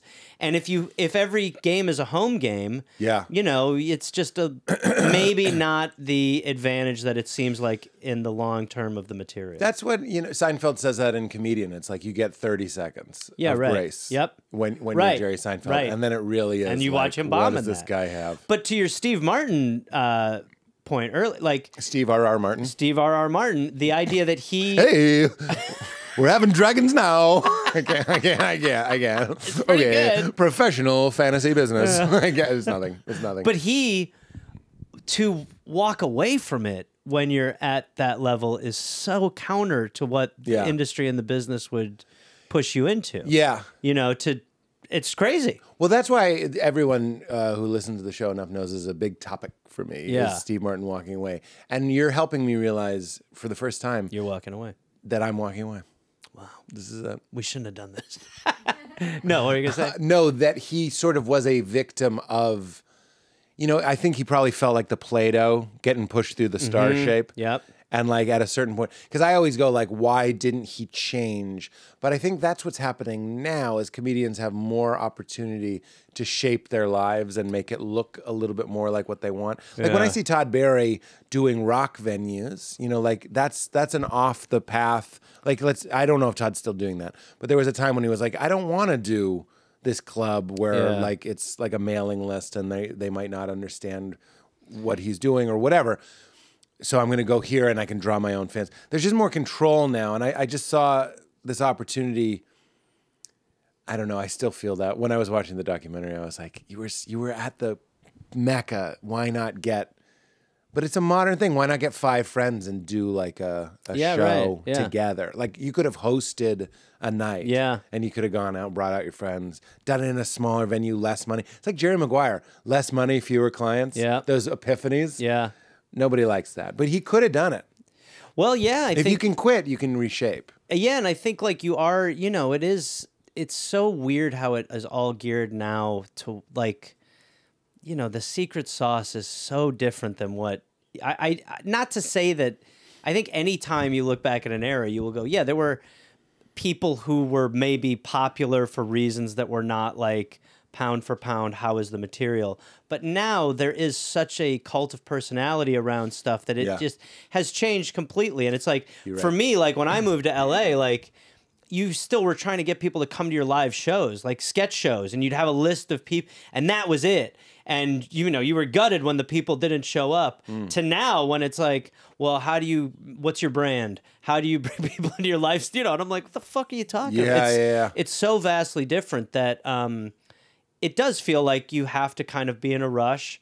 But I think if you're, trying to actually put out good shit, which does matter, you can't rush that. You can't do it in that kind of time constraint way. You did live sketch when you came up? Because that doesn't really happen as much anymore. I remember seeing like the whitest kids doing live sketch, and it was like, even then it felt a little off the path. Like most people were used to seeing stand-up. I definitely found I didn't start doing stand-up until probably like, I mean, not like it's a small amount of time, but like 13 or 14 years ago, probably headlining for like 7 years.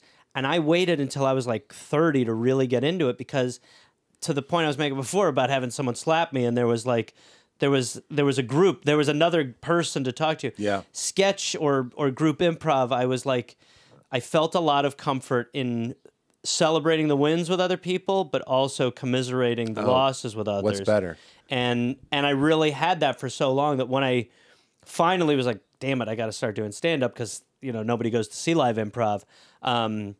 It was really hard. I really, really struggled with... It's lonely. The loneliness, yeah. You are really bombing, lonely. and especially when you start and you are, and I know I think I clicked pretty quick when it came. It took me a minute to be able to transition from the sketch stuff and understanding how to write for myself and what worked. It took me a minute before I stopped bombing. And that time where I was bombing was really tough. I mean, I was really feeling it. And so it really took a lot for me to be like... Here in LA, what was your early stand-up like? What wasn't working? And what did you figure out? Well, I moved to New York to work on a show, and Mancations? No, actually, right before Mancations, I think. But good stuff. Obviously, he knows his stuff. Don't think I'm overlooking that. But I had an MTV show. Oh, yes. Called Failosophy. No! Yeah, that's right. What was it called? Failosophy. Failosophy. You're welcome. Didn't know that one. Yeah, good. Well, nobody did, and that's the problem. But what does I was that there, mean? It was just like a panel show of like stupid shit from the internet. Okay. It was like we pitched a show to MTV, and we pitched it to a person who really liked us, and she was like, "That won't work. But a version of this would work." And she kind of developed us in the direction of a pickup. So I went to New York to shoot that for like half a year, and I'd become friends with a couple comics like Kevin Barnett at the time and Chris DiStefano, and they were like, "We can get you on shows." So then I kind of felt that level of comfort to going to shows with someone, which I didn't have before. Yes. And then this is the life hack, is a couple of allies. And that was what I had for the first time. And as far as why I was bombing, I mean, I think a combination of I wasn't representing my humor properly because of nerves. And then I think I wasn't talking about myself. I was definitely starting with like more of the attempt at observational stuff, and that combined with nerves, what I was thinking of doing was always a shorter version on stage, and I didn't give it the breath it needed, or I didn't follow it the extra beat, and so it wasn't until I started talking about my father when I started going, okay, this is easier because this is true. There's already a roadmap for this bit. I can make it funnier, but there's already kind of the roadmap. So to start off with, it was very difficult. I don't remember Dad's stuff on the England record. So my album is called Riddled with Disease, the first thing I put out, and that has a lot about my dad's accent because he split his life between England and Wisconsin, and he sounds like a blood diamond trader versus like, his accent is insane. Like he's got a booming voice, and he like kind of moves through vowels quickly. So like I would always say my name, Gareth, he would say and that just became, I was like, wow, he's really like mailing it in on my name. But he would talk, he's going to, a bit like this, and we'll find the blood diamond, and we'll go, and like, so. Find the blood diamond. We'll find the blood diamond, we will milk it. And so his voice, so the second I started talking about his voice in this bit, the first bit I really did was about how when he would leave me voicemails, he would tell me the time in Wisconsin and the time in LA. And then, I take him on a, magical journey with being in space and leaving me voicemails and that sort of stuff. But once I started doing that, I was like, okay, now I have the 5 to 10 minute buffer. Figured out what was funny about you. Yes. If there is one piece of technology that has absolutely changed my life and Val's life and a lot of the friends we have, because we've given these away, it's this. If you're watching the video, I'm holding up my wrist. I'm showing everybody the Apollo Neuro. What is the Apollo Neuro? It's wearable tech that helps your body recover from stress, deal with stress, cope with life, by sending vibrations into your body, giving your nervous system the sensation of being touched or held. That's right. It's a virtual hug, essentially. It can help you relax, sleep. It's incredible for sleep. Focus, helps with some ADD symptoms, helps you be more productive. It's like a wearable hug for the nervous system, using touch therapy to help you feel safe and in control. You can wear it like I do on your wrist, or you can wear it more discreetly on your ankle. Apollo Neuro is like finding the fuse box for your emotions, with settings for energy and wake up, social, which is great. It's what I use when I'm on stage or at a party. Clear and focus, it's what I do when I'm working. Obviously, rebuild and recover. I use it after I call home. Have a stressful call with the folks. I use rebuild and recover. Calm is wonderful for meditation. Unwind, Val and I call it the try to stay awake setting, because it lulls you into a relaxed state that is very gooey and dreamy. And then, of course, fall asleep. It's a chemical-free way to lull yourself back to sleep or gently to sleep at the beginning of the night. I use it every single night. Keeps me asleep. I love it. Apollo Neuro was developed by a neuroscientist and a board-certified psychiatrist who've been studying the impacts of chronic stress on humans for nearly 15 years. This is not a mood ring. This is not a crystal. This is science. Hard science. Body science. The effects on sleep, cognitive performance, stress, and recovery have been proven in multiple clinical trials and real-world studies. And I'll tell you, from my own personal experience, there's not a day that I don't wear it. I absolutely love it. And you can get $40 off at apolloneuro.com using promo code WEIRD. Support your body, support this show, apolloneuro.com/weird, and use promo code WEIRD for $40 off. I love the Apollo Neuro. Get into it. We're also brought to us by our friends at Electric e-bikes. Do you remember that feeling of adventure when you were a kid? Getting on your bike and just riding. It's one of the first senses of freedom I got in my life. So this season, get out there, enjoy the weather, recapture the magic of riding a bike with your electric e-bike. With an amazing variety of models built for all riders of all abilities, it's never been easier to fall in love with riding again. Plus, electric e-bikes ship free and require quick, toolless assembly. It's really cool. It comes in a huge box, basically unfolds, and you're practically ready to go. Go to electricebikes.com to discover e-bikes that start at just $7.99 with the XP Lite. We also have the long-range model, which is incredible. I got the +1 seat for Leela. That's how I take her to school every day. We take it all over town, makes errands fun, gives you that sense of adventure coming back into your life. Up to 150 miles on one charge. With the long-range model I have, financing as low as $49 per month, plus savings on gas, parking, and maintenance. I can say just parking alone is so cool to go to the farmer's market and just lean it on a tree. Durable features and accessories for added safety, convenience, and control. Getting started with an e-bike adventure is easier than ever. Ships free, toolless assembly. Get your adventure started at electricebikes.com, and please mention You Made It Weird with Pete Holmes at the post-checkout survey. That's electric, L-E-C-T-R-I-C, ebikes.com. All right, everybody, back to the show. Are you like me in that I just didn't... It's like your bit. It's like the bathtub bit or the cat pillow bit or the birthday chicken is like... I feel like art is figuring out what is ordinary to me but is really strange to everyone else.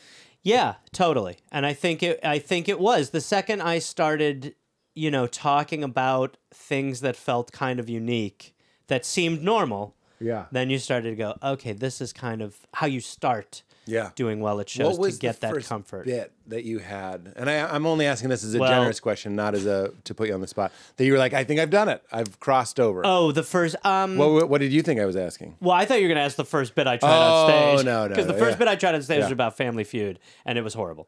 What was it? I think I think it was... The moment I don't even know. I'm like, it's kind of funny, but I don't think it's certainly not the thing you want to just jump up on stage and be like, Family Feud's weird, right? How when someone gives a bad answer and the family's like, good answer. Good, like when you're like, geez, Uncle Chad really shit the bed here, but you're like, come on, show me bike wheel. Chad's right. That could be something you brush your teeth with. Yes. Come on, Chad, good answer. Good answer. That's very good. That was the I'll first tell bit. you, when I did Family Feud, they tell you to do that's that, right. obviously. I forgot you did Family I know, Feud. it's so crazy. But they were like, no matter what, say a good answer. Now, will you confirm for me something that I believe to be true about Family Feud? As I've watched through every host. Oh. Oh, yeah, I've stuck around. They do a separate shot of you circling up to steal, right? An insert, you mean? Yes. Like they have you redo it? Well, they say to you, like, all right, we're going to redo. That is, or you do it live in the moment. It's live in the moment. Wow, that's shocking. I always thought that was a pickup. It's not a pickup. Wow. Oh, no. Steve Harvey's not sticking around for pickups. Steve Harvey was like, by the Y and goodbye was in his car. Which is, I mean, yes. respect. Of course. The guy's cranking them out. Cranking. And we were towards the end of a very long day, and Steve Harvey was a I was pro. going to say they probably do 5 a day or something. It wasn't, I could tell it wasn't fun anymore. Look, I never did anything like that, but the times that I get like, it's not cute anymore. Yeah. Like even when I did After Midnight yesterday, you know, you get a sense, like, is Taylor tired?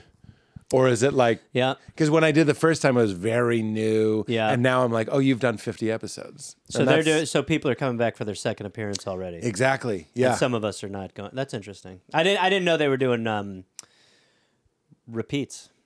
Have you done it? No. No. But it's great that there's a very clear stable of. God, these nails are just. You know what I could do? I could show up in my Pete disguise. I beat you up like you do when you beat up the janitor and wear You'd the be outfit. great at it. No baloney. I'll tell him. Well, that'd be great. But No but baloney. no, I'm gonna write it down. I think there's no ink in there. Nick B. I He's just the producer. I was like, that's Gareth Reynolds. This is a mortifying moment. We're gonna do it. I do slap stuff. Slapstick. That's what we should He's a have big called it. slap guy. Slapstick. Slapstick. Yeah. Very good. Our opener, slapstick. Okay, so what we were saying, Family Feud. Can I tell you my one Family Feud thing? Sure. If I could redo it? Yeah. Listen to the most ordinary person. Because Val and I are, the question that we lost, when I say ordinary, I mean the most in touch with reality. Right. Yep. Not show business jerks. Yep. Because they were like, the question was... Prius. Yeah, right. Exactly. Yeah. I'm like, a Tesla charging station. Show me first class disposable slippers.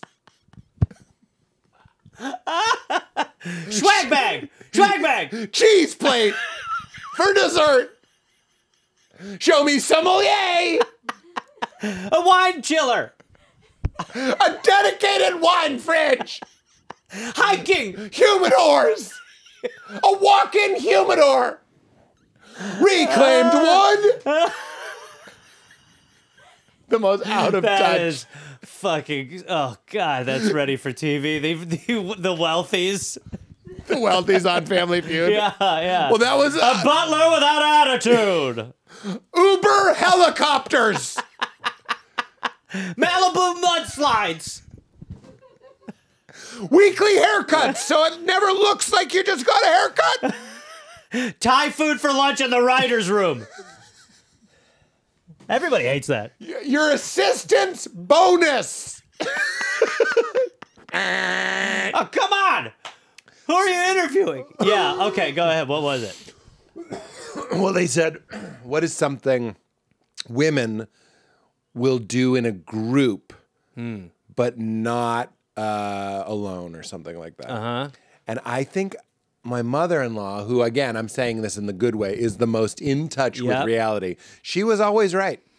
And I was going for the most logical, the most it's got to be this. And I think I said, oh, actually, this kind of goes against our riff because I said dance, like go out dancing. Okay. And the answer was a spa day. So it was kind of a fancy, but my mother-in-law was saying spa day, like get your nails done, spa day sort of thing. Was that I ever, thought that was too fancy. Was that ever in the thing where everyone, because that's another thing I love is when everyone's pitching up. Oh, that's what it was. So she was, it was pitching up, and she was going spa day, and you're going, and I was going, it's dance. I think they'll dance. I played it wrong. I was answering what I would have answered if I were a woman. Yep. But I'm not, and I don't know what I'm talking pet about. F. And we had a middle-aged woman. Is that rude to say? No, that's the perfect, like... And that's who they're surveying. That's what I do. You're like, hold on, Pete's got this. Shut up. Shut the fuck up. Uber helicopter. Eagle egg omelets, Steve. Something you won't do alone, but you'll do in a group. I don't know, release one of your servants and hunt them? Cold plunging. A dedicated cold plunge that's plugged in year-round at 39 degrees, Steve. Hunting your servants. Hunting your servants is the deadliest game. Polishing a crossbow. Show me forgetting your butler's birthday. Fox sheets. Good God. Who did you talk to? I don't know, being a poor. This is ridiculous. Pete's given up. Pete's done, I feel. Your monocle falling into your teacup? Oh, God. Monogram pajamas? A cane you don't need. Decorative cane. Slippers waiting for you on the floor by your bed, but you didn't put them there?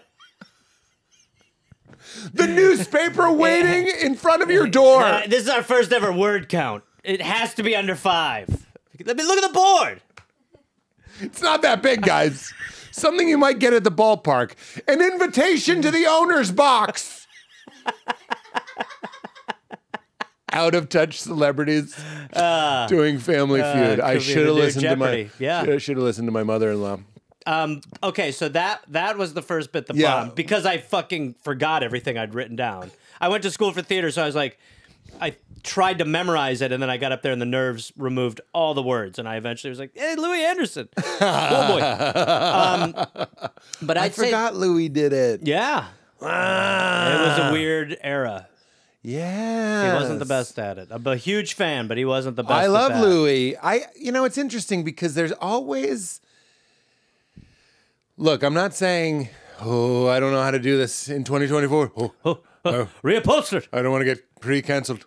I'm just saying, Family Feud traditionally, the host is a flirtatious kind of sex symbol. Yes. And I'm not saying Louis couldn't have done that. Yes. But what I'm saying is Steve Harvey, he was straight up flirting with my mother-in-law. Great host. And so were all the greats. I mean, maybe Richard Karn. Richard Karn was also sort of sexless. No shots fired here. No. Yeah, no. Well, no shots fired at Karn. No shots fired. Karn, the only thing you're making hard is that hammer, okay? Guy not known for his sex appeal. No. But so then the first bit that actually got some kind of traction, I think probably was the dad joke bit. That was the first, like, it started so simple, and then again, it was when I left. I stopped doing it for like 6 or 7 years. Yes. And then I eventually got, had other bits, and I thought, well, I'll go back to, and I made it very absurd. Do you attribute that to any, this is a leading question, but for me, I needed to do some growing and some healing with my family before I felt comfortable. Not even comfortable, assured in my own independence enough to be like, I think my parents are fucking weird. But I couldn't do that when I was still on the I felt payroll. okay. My father knew I thought he was a silly man, but was a great man. So, and I think his love of comedy made me feel like he doesn't mind that it's about him. So we talked about this a little bit, but what were your like first hits? Like when you started going, there's something here. Yeah. What was the first one? Well, it's very generous for you to turn this around on me, and I refuse. No, I just talked for 45 minutes. the lights actually Family fade Feud as on well. you. Yeah. Hello. Kill his mic, Can you Katie. take my shirt? Pete needs his shirt back. I came with this. No, I'll do it real quick. The first bit that I was like, I'm on to something was, it's very Seinfeld, but I go, do you think the phrase spill the beans originated in a situation actually involving beans? Now, if you can go back to 2001. Listen. Hedberg. Yep. Seinfeld. Like, this is the zeitgeist. That was like, I'm not saying it was edgy. No. But it's what we wanted. Yep. We wanted like kind of. Part of the thing that's so strange is how it changed. Yeah, like changes. you're saying, the Now comedy the is like, opinion shock us! Yeah, that's the worst. Yeah. I think Like, say it! I also think The that crowd screams, say it. I have a joke where I imply the C word, but I don't say it. Uh-huh. And crowds, and I'm not mad at it. It's just a change. Yeah. They scream, say it.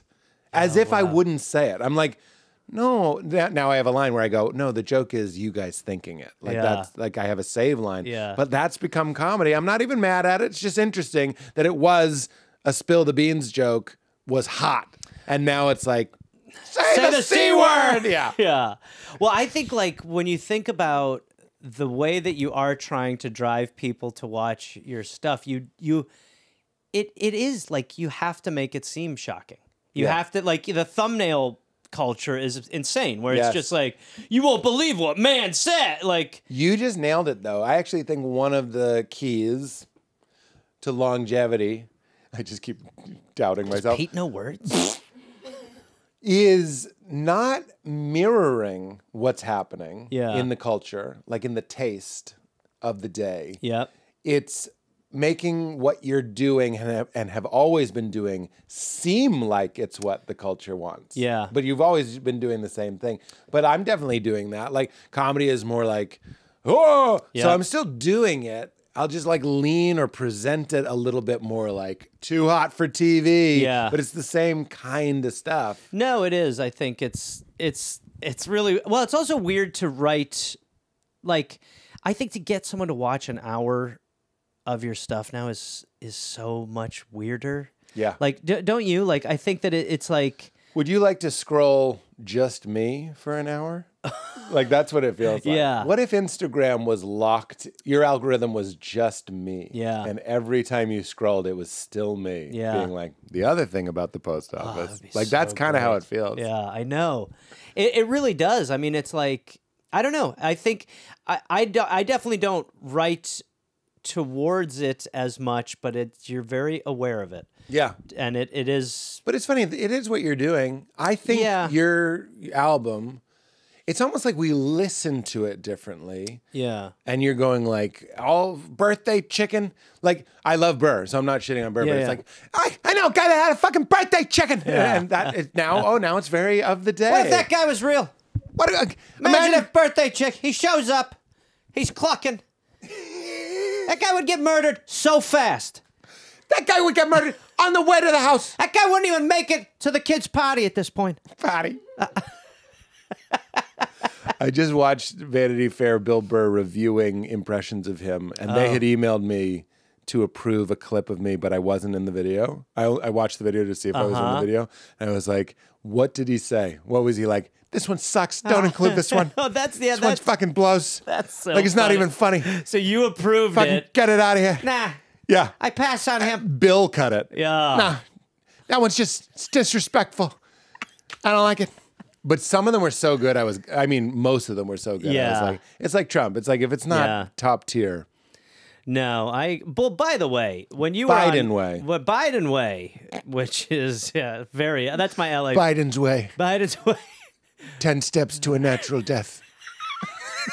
One. Biden is living the end of Kill Bill too, isn't he? I could take 5 steps, guy. That's it. I got 5 left. Dolly me in. Here he is. Hannibal lecture me to the stage. To the lectern. Lecture. Lecture me to the lectern. Lecture me to the lectern. I'll have ice cream. I'll lectern. I have 25 of these left. So if there's a tax cut. He's on what we call a move count, and that is fine, and we all feel fine about it, no doubt. What an absurd time. What an absurd time. I know, and you can't. It's just I don't know. Kind of got to shut up a little bit, Yeah, right? just walk away. I know. I did the podcast Never Seen It, and the host was telling me, he was like, when it comes to politics, just say, and my views are probably what you think they are based on looking at me. That's pretty good. Isn't that good? Yeah. I was like, I like that. Yeah, I mean, even like in the special that I tried to like give a point, but then I'm like, I think everyone's making that point now. Which one? The point that we're really doesn't seem like the solutions are coming fast and furious our direction, and Yeah. to some extent, there's a bit of futility in the whole thing. Yeah. Like I compare America to late stage Elvis. Where you're kind of like, Jesus Christ. can he get on stage tonight? Like, he's full of pills. He just ate a Why? ham and banana sandwich. You are so right. And why is the bloated, overdone, over successful? Like he got to the altitude where he doesn't even have to try anymore. It's like we needed that image. Like what a gift. The glasses, the still got it glasses. Oh man, the sideburns. Well, it's also like as someone like when I'm sure both of us when you grow up. You only knew that Elvis. Yeah, and that then was it was our like, Elvis. When you actually go back, you're like, holy shit. Can I say it's like our dads? Yes. We only knew Very true. dying on the toilet Elvis. Yes. And then you see a photo of your young, handsome dad. And you're like, me? Oh, no. That's what I did with I was like, oh, Christ. I saw a picture of my dad at my age now, and I was like, oh, no. Oh, God. Oh, my God. Oh, God, it's coming.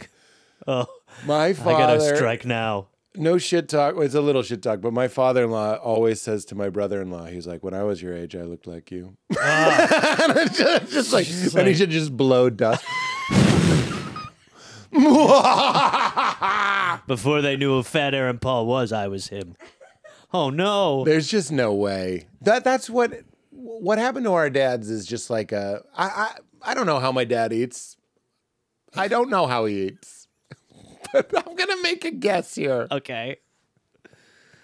Okay, because I'll do the same. If he's at a gas station and they have those Hostess pies in the wax paper. I know, yeah.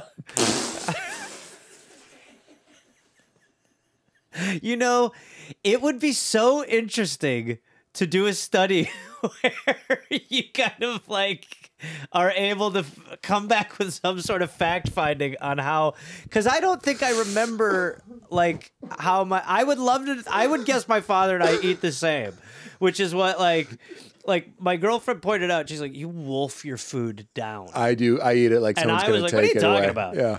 And I bet you my dad wolfs it down too. Oh, I'm sure. I bet it's I got that wolfing from... But I don't know. I don't remember being like, Dad, what's the rush? I just now know that like people will see me and be like, buddy, you in a rush? I'm like, no. Well, I mean, let's get out of here, whatever. Are you late for a flight? Well, no. I mean, what are we doing? What is the point? You just found out you're late for a job interview. Yeah, I'm not. Well, I'm sorry. I mean, I'm hungry. Let's go. Well, come on. They got other people who want to be here. Can I say a couple things? One, I think my dad would eat a Hostess apple pie and be like, it's apple. It's like a apple. And he would eat it. And then the American flag would flap behind him. Val and I love my wife so much. You know, Val. Yeah. Love food so much that we're actually distrustful of people. Like, we have two friends. We love these friends. We love these friends. They're unbelievable. Unbelievable friends. But they don't eat. Like, we'll all have a burrito. Mm-hmm. Val and I's burrito is gone like Coneheads. Yep. The way you're supposed to eat. Yes. You're talking to Fat Aaron Paul, buddy. Come on. Let's go. I'm fapping. Yeah. Fat Aaron Paul, I know you know. Breaking fat. Yeah. Breaking bread. Yeah, breaking bread. I loved you on Breaking Bread. That's great. And we're just in like an RV, and I'm like, I don't know. These Kaiser rolls are a little... Magnets on the fridge, bitch. I don't know. Remember when he said magnets? Yeah. I've been trying to think of meth at food. Oh, the two friends. So we'll eat the burrito Conehead style. Mm-hmm. And they will eat it. They'll eat it like someone who has a very serious terminal disease that's making them nauseous. So they'll be like, they put it down and take like a 7-minute break before bite number 2. It's crazy. And I actually get mad. Yeah. Where I'm like, I'm mad. You're gonna eat it. Are they? And they do. They do. Okay. Because sometimes there's a good portion left, but I'm just like, stop. What is this? A tutorial? I don't like that for a couple of reasons. One, because I do know now that I have this complex, I'm like, oh, I did it again. The fast eat? Yeah, like I wolfed it down.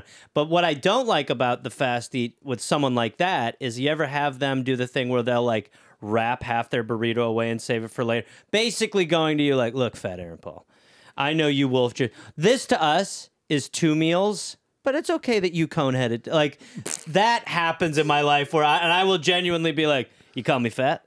That's what I'm saying. You think I'm a fat piece of shit? But here, you want to hear my defensive voice? Yeah. My protector? Yeah, yeah. He goes like, you don't know how to live. Yeah, yeah. You don't know how to Yes, live. Like, I right, turn it on right, them. yeah. You don't know joy. You don't know flavors. How much of this has been told to them?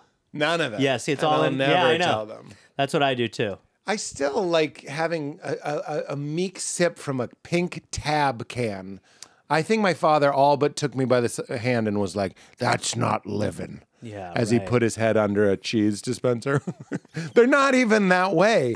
But like, you know, Julia Child said the best people, some quote like this is like, the most fun people love to eat. I would Something like to that. hear you do that as with your impression. Oh. Yeah. The most, what if I, one of the things I say is the best fat people love to eat. And if you, hold on. Sorry, Julia. If you save half a burrito and wrap it up, you can go ahead and take yourself to go. Hi-ya! See, I don't know what it is that I knew you had a great one. I did. That's the first try. That was good. I knew. We did that. I had that at a live Dollop show once, where I was all of a sudden I was like, I have an Elmo. There's sometimes they just live I have an inside. Elmo. Yeah. Nothing makes me sadder. The first try impression, and I'm not agreeing. I Yeah. don't think my Julia Child was that great. But I think sometimes for as far as a first a timer, first T, come on, FT? yeah, come FTP? on, come on. first try Pete. No, but when I do a great one and it comes out perfectly, Yeah. and then you try to do it later, Yeah. and it just does. It's a happens. heartbreaker. That happens. It's a heartbreaker. But- We had Jonathan Kite on, and he taught me how to do Giamatti, which is well. Always well. Pretty good. Yeah. Oh, only pretty good. Well, no, I mean a pretty good tactic. Oh, okay. So, Pete, please, thank No, you. no. I'm just Yeah. looking for honest But feedback. you have a lot of good impressions. Well. You have a lot of good impressions. Thanks, man. A lot of good impressions. A lot of good impressions. Julia Child among them. But yeah, I've had that where you all of a sudden are like, oh my lord, Yeah. a future. And then you go back, you're like, where? Yeah, where was When the it? spotlight was on. Yeah. Left me. There's some movie where they're opening the box and nothing's in it. What's that one called? You saw it? Sounds pretty bad. Actually, it reminds Empty me box. of Jake's movie at the end. There's something in Jake's movie Yeah. where at the end it's like, was it real? Yeah. It's like that. Yeah. Just trying to plug his movie. Yeah, Jake. What if you didn't like it? Self-Reliance. What if you didn't like it? Great movie. Well, I did like it, thankfully, and I'm not in it. So Didn't you that's go to Emerson? Yeah. And that's his thing, isn't it? Self-reliance? Oh, Thoreau. Oh, what do you mean self-reliance? Thoreau is self-reliance. Oh, yeah, I'm yeah. confusing Yeah, my yeah. transcendentalists. No, yeah. Well, Again. it happens. Again. Happens. No. Anyway, my original point was you're not going to look like your dad. There's no way. I don't know your think I dad, will. but he's eating cupcakes in a way that you're not. I guarantee I think it. I will. Let me ask you this. Are you ready to be Yeah, wrong? yeah. You ever have a kale chip? You ever have one? Yeah. Have you ever eaten one? Yeah. You're not going to look like your dad. It is true. Do you know what quinoa is? Yes, and I actually enjoy it. You think your dad? No, I know he doesn't. Do you think your dad knows there's more than one color of pepper? No. Well, maybe, but never hasn't tasted all Yeah, of yeah, them. yeah, yeah. Yeah. My if I dad- said capsaicin to my father, he'd be like, "A ship flipped?" Yeah. No, there's no Are way. you aware that there's a proper amount of water to drink in a day? Yes. You're not going to look like your dad. Yes. Do you ever go for a walk just because you're like, I haven't moved enough Are today? you the health Jeff Foxworthy? Is that what's happening? If you have ever, at the end of the day, said, you know what? I haven't moved very much, and you go for a brisk walk, you're not going to look like your father. If you recognize a difference between broccoli and broccolini, you ain't gonna look like your father. If you've had soup out of a bread bowl, but not eaten the bread bowl, you're not going to look like your father. If you recognize dinner should come 2 hours at minimum before bed, you're not gonna look like your father. If you know that hot lemon water is a great way to jumpstart your digestive system, If you believe Hershey is only a city, if you know Hershey first and foremost as a place in Pennsylvania, as a town, you are not God, gonna look like your father. Good night. If you have squash and it's not Thanksgiving, You're not going to look like your father. Oh, my God. That's heaven. You're definitely not, though. I mean, there's just Well, no way. not that there's These anything are wrong. people that have taken the fucking safety off. You know what I'm Yes, saying? for sure, without question. I don't know your dad. I'm just saying all of them. I think to All some of 'em. extent, living out here, that is almost to your Family Feud point. You start to go, oh, vegetables Yeah. can be good. Yeah. And I enjoy them. For my dad, peas are a butter delivery system. It's like, That's a how real- much butter can we get on it? That's And a just real- like, you gotta spit out the peas like sunflower seed shells. The bad part. Butter delivery system. He's in it for the butter. Yeah, no, we're coastal elites. Yeah. My dad is coastal, but you know, and in his circle, he is sort of like the fancy healthy? boy. Yeah. Fancy boy. Yeah, then he comes out here and has no clue. Yeah, one time, and I really love my dad, but I was cutting an avocado, as if this is a horrible story, and I just, you hold an avocado in your hand and you put the knife in, and my dad goes like, "Jesus, Peter," because he doesn't know there's a pit, and that is why I'm not gonna look like my father. That's why, if your father. Oh my Oh my God. Let's bring it in. All right. Boy, I've laughed so much. Well, you're a pleasure. I know that You're from the a- first time. you're a From the treasure. first time we met up, I was like, "Oh my God, you're a Oh, great I chat." know, and we should be friends. Well, we are, but yeah, we should be No, friends. I know, but you're friends. always. I feel like you're always touring, and I hope am you don't get never- a twist in your belly when I say that. No. I talk to hate you. people say that to me. all the time, and I hate it. I fully recognize that my reality is on the road, and that Yeah. is true. Yeah. But Let me ask yeah, you this: you drive to LAX? I fly less and less. Oh, you drive. I drive a big white weird van pretty much everywhere to my shows. I've had so many bad incidents flying that I am just like, I try. People think it sounds insane. Yeah. And it does. But I pretty much right now do one-nighters. My agent, who I love, the great TJ Mark Walter, he will book me on runs, and I drive to all of them, and I bang the shows out in like 2 or 3 weeks, and then I get to come home for like a week, and then I go off and kind of do some version of it again.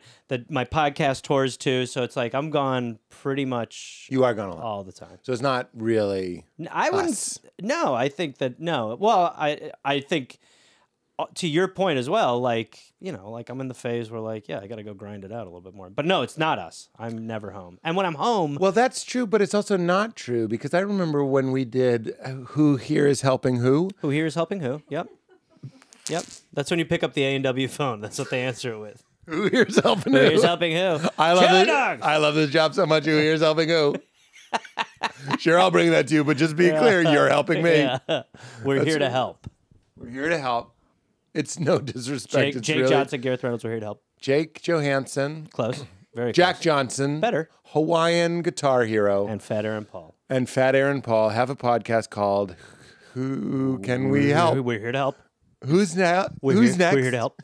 Go ahead. We're here Here to help. Yep. Go ahead. Go ahead. When we did it, I said, "How much bread do you guys pull in?" And I'm not trying to be gauche. We have a I'm bread not, sponsor. I'm not and going to we say. assume that's what you were talking about. What's that? We have a bread sponsor. Oh, do you? Yeah. Oh. So- But I was like, this is a popular show. You must be doing okay-ish from the pod. And then Jake was like, yeah. And I was like, but Gareth's touring all the time. And he kind of alluded to you maybe having a little of the Leno disease where you're Well, like, I'm never going to cars? coast. Oh, no, no. not No, I'm cars. kidding. Hilarious. Denim. Oh, yeah. Denim and a Gin shot. stuff. Sponsorship with Doritos. That's awkward. What that I? Get your own bag. But don't you think? How many people remember that? There was a time. Look, Richard Lewis Boku. passed away, and Boku. Boku. What is Boku? There was a time when if you did a commercial, now it's not. I never watch commercials, and you'll be watching, and you're like, "Oh my God, Jack Nicholson is hawking like fucking yeah. apnea machines." Yeah. Who cares? But there was a time that if you did a commercial, that was you, and it was Yeah. you forever. Yes. And Leno did those in like 1989. Yeah, and he's like, what are these? They're crunchy, they're crispy, the little cheddar cheesy. I don't know. Yeah, it was like that. He's like, Cool Ranch. What is that? Just a chill farmer? Come on, that's crazy. Nacho cheese? Whose cheese is it? I'll tell you whose cheese it is. Yeah, it was like that. And I don't He think didn't know they were rolling. They just gave him the bag. Wow, triangle. Yeah, who knew I wanted to eat a triangle? I didn't have any idea that I would be a thoughtleaf man. I tell you, put thoth on these, I thought a leaf. Nacho cheese, that's quite a flavor. I'll be checking the back of the bag here. There's got to be a catch. Somebody put sauce on these. I thought I'll leave. Somebody put some sauce on That's these. what the chef I said when he thought went done it. He finished eating. He goes, I thought I'll leave. That's where the flavor came from. I thought I'll leave. The bag's done. Don't mind if I step in. By the way, what kind of triangles are these? Equilaterals?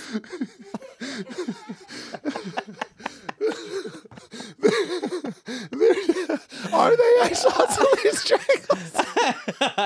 I mean, They're definitely not right triangles. I'm going to say they are. I don't think they are. I think they are. triangle is like this. I think they're isosceles. Yeah. I think. Wait, are you Googling what kind of triangle? But this is going to be where Google's going to be like, nobody's ever asked this.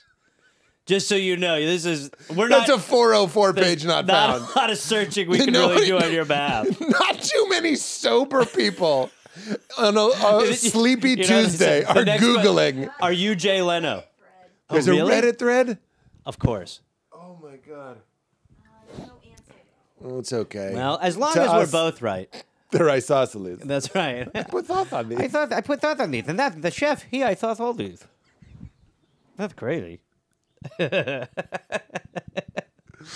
wait, to answer your question, which Katie can't do, because now she's on. I'm seeing isosceles. Really? Yeah, that's what I'm seeing. Why are you Pork, disappointed? protein, but there's no, like, Why do you sound let No, down? she's saying, I don't know how Okay, it's firm it is. all right. like official. But it sounds like you wanted Pete's answer to be. Isosceles. Katie, Isosceles. The When he was done, he put a little paintbrush and nacho cheese on him, and they go, "Are they done?" He goes, "I don't know. I mean, I thought they'll leave."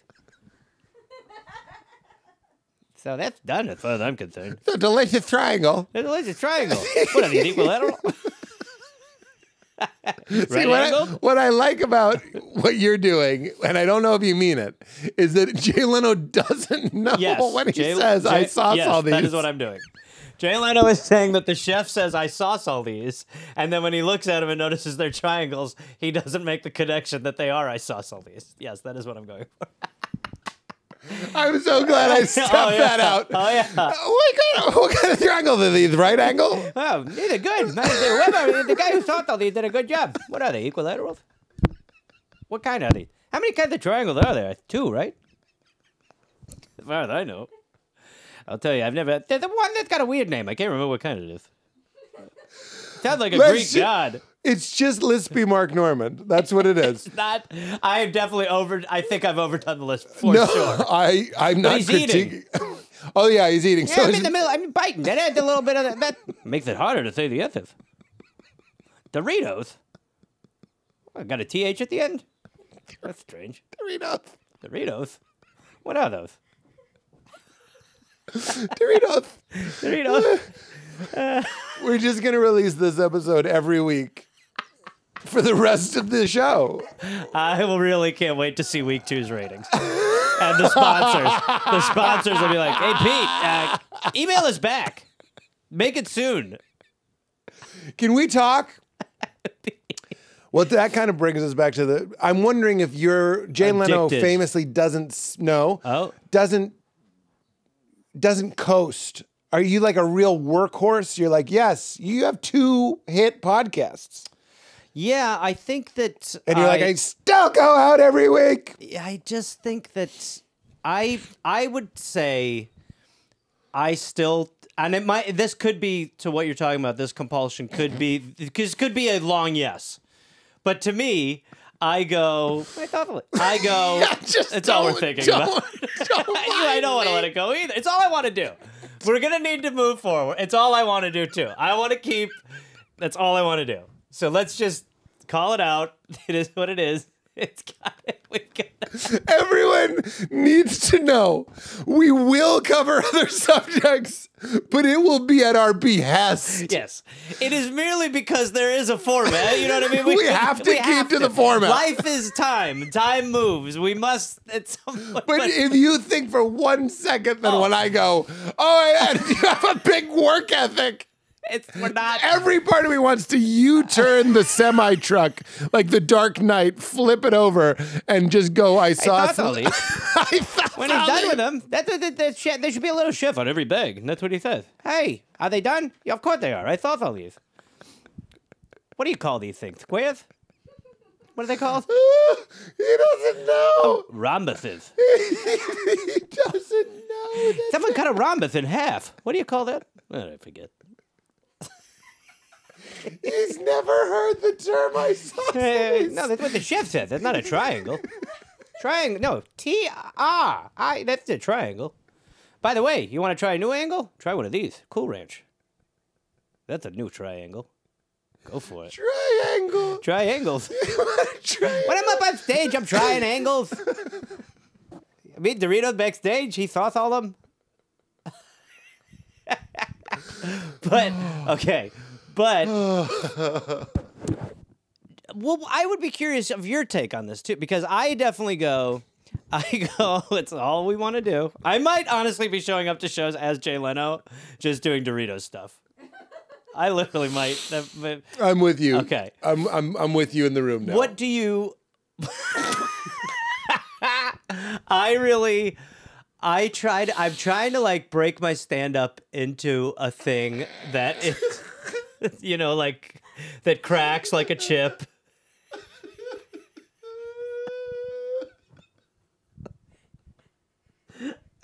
I'd love to meet the chef. Shake that guy's hand. Hey, this one doesn't have a lot of stuff on it. I don't know why I wouldn't. I thought all these. All right. Good for you. But how do you, Pete? Because you yourself are a very successful man. Oh. So I've got to say, the fact that there is upper lip sweat is awesome. That's how I know we're really humming. Cooking. That's why I grow the facial hair. What? Why is the AC on 73? I keep going just because I'm like, I want to have like. In my career, I've had times where I'm like, oh, I'm doing good. And then I take my foot off the gas, and then that thing goes away, and then I go, I got nothing. Which is why I went into stand-up. Like when you were talking about Mancations, which was my travel show, we did one season, they fucked it all up, and then I was like, oh, this thing that I'm like, oh, we'll do 100 episodes of this. We did 13 of, and that was it. Yeah. And so I was like kind of left high and dry. So I think I have this compulsion to make sure that there's always something coming. Yes. And I do think to a fault, maybe. Yeah. But I also am like, I want to record my next hour. Once I have my next hour recorded, you know, then I can take a little bit of, but then I'll be back at, but then I'm writing. Like there's all these things going on.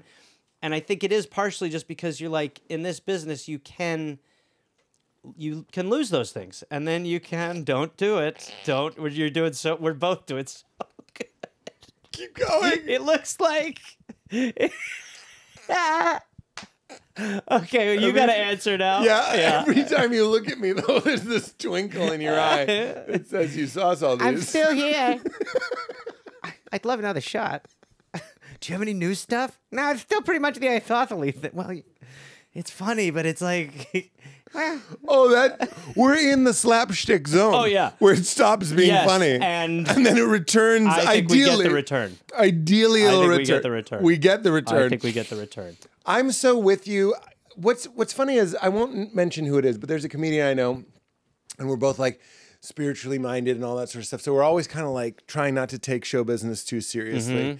And then let's just say like, then that person has a new thing and it hits. Yep. And then you call them on the phone, and now all of a sudden maybe they don't want to move to Greece and just kind of whittle. Mm-hmm. And like the trope of the cowboy who's like, it's in Red Dead 2.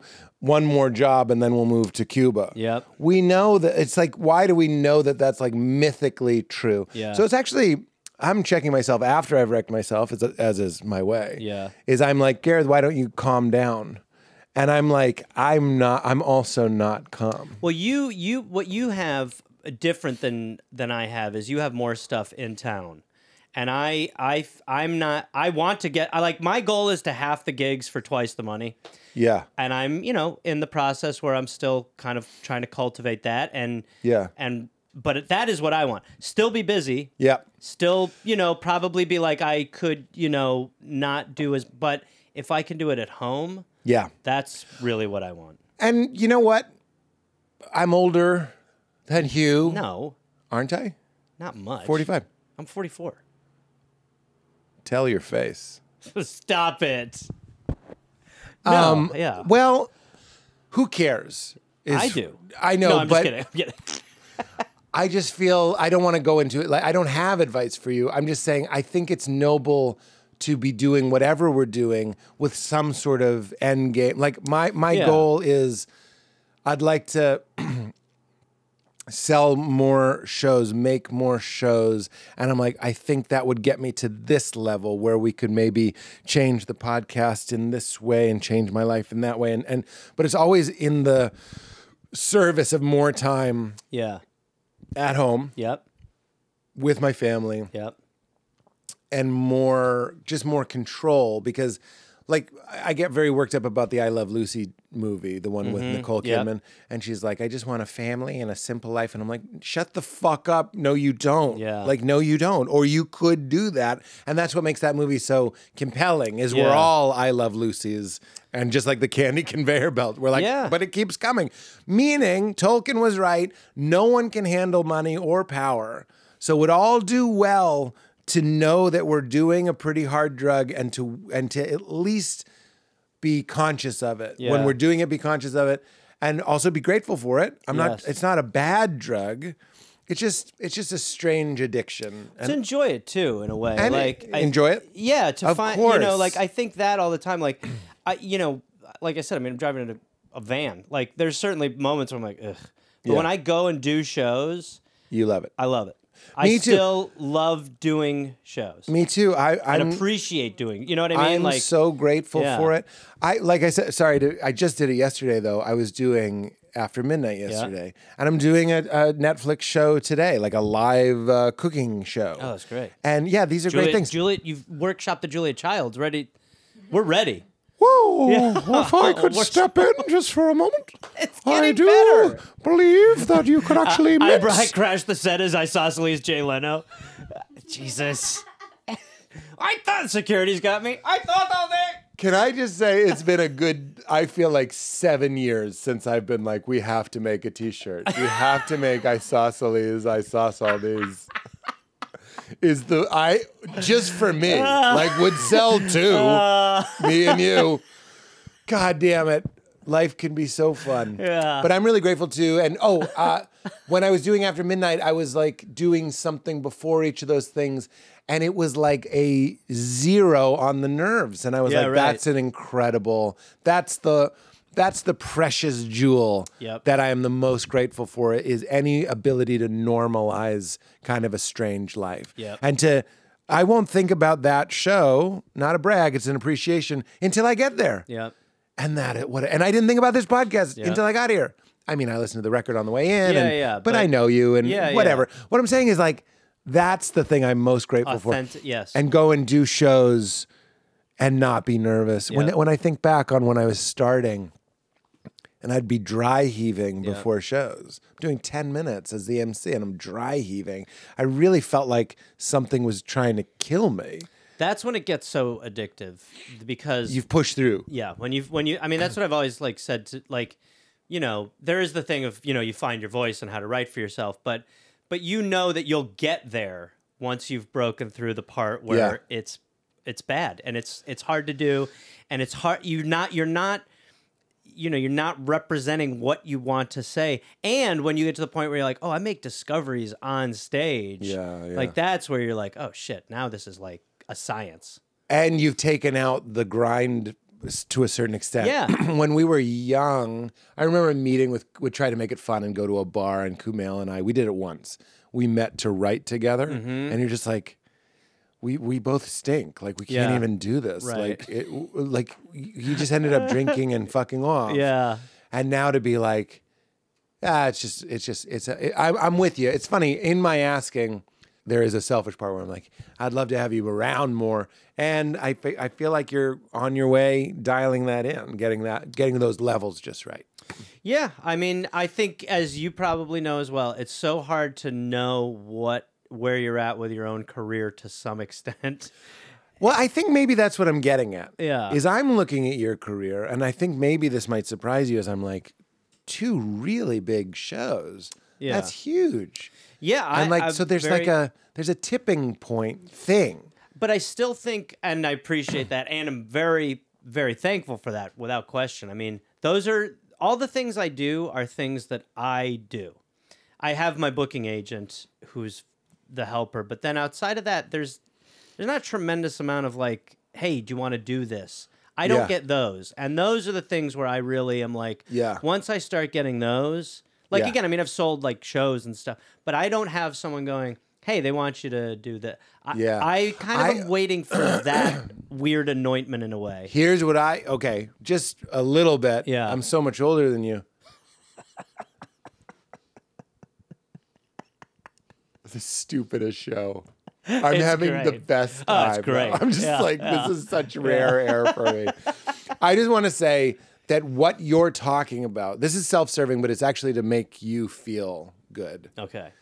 Somebody was like, it's just like a thing. Oh, Pete's Batman. Mm-hmm. But when we were doing those videos, I was like frustrated a little bit. Yeah. Because I was like, no one knows that's me. Right. So I have a very markable tipping point where I'm like, when will people go, that's Pete? And it happened. Yeah. And it happened imperceptibly, just doing exactly what you're doing. Yeah. That's an absurd and a specific way of me saying, I'll give you the advice Conan gave me. O'Brien. Oh, Christ. Okay. Yeah, not the barbarian. Oh, good Lord. Stab him! It's really not applicable to this audition. I don't know if that's a good note. No one finds this funny. Okay. But you might. Oh, yeah. I rewatched Conan the Barbarian. Okay. I was stoned. Sure. I thought I didn't end up enjoying it, but I made it to his origin story. Right. And they find this brute, and they train him, and they make him push like a log, in a circle, and look at his strength and his muscles. Yeah. And they keep him in a cage. And it gets problematic because they open the cage and they throw a naked woman into the cage. I know. We grew up in the 80s, and there was just a time when that was just like, Page 9, tits, and then we keep moving. Story. And they were the most gratuitous naked boobs ever. Okay. And also just the setup that he's a beast. Yep. Like, talk about like a perverse male animal fantasy. Yeah, right. That they give him his food and they give him his women. Right. But like, I'm thinking this is going to be a save the cat moment because I don't know if they push the naked woman. So Let's just say I don't think the cat gets saved. I don't remember there being a push. I know, dark topic noted. We're just talking about Conan the Barbarian. Right. I'm reporting the news. Right, yeah, right. She's encouraged into the cage.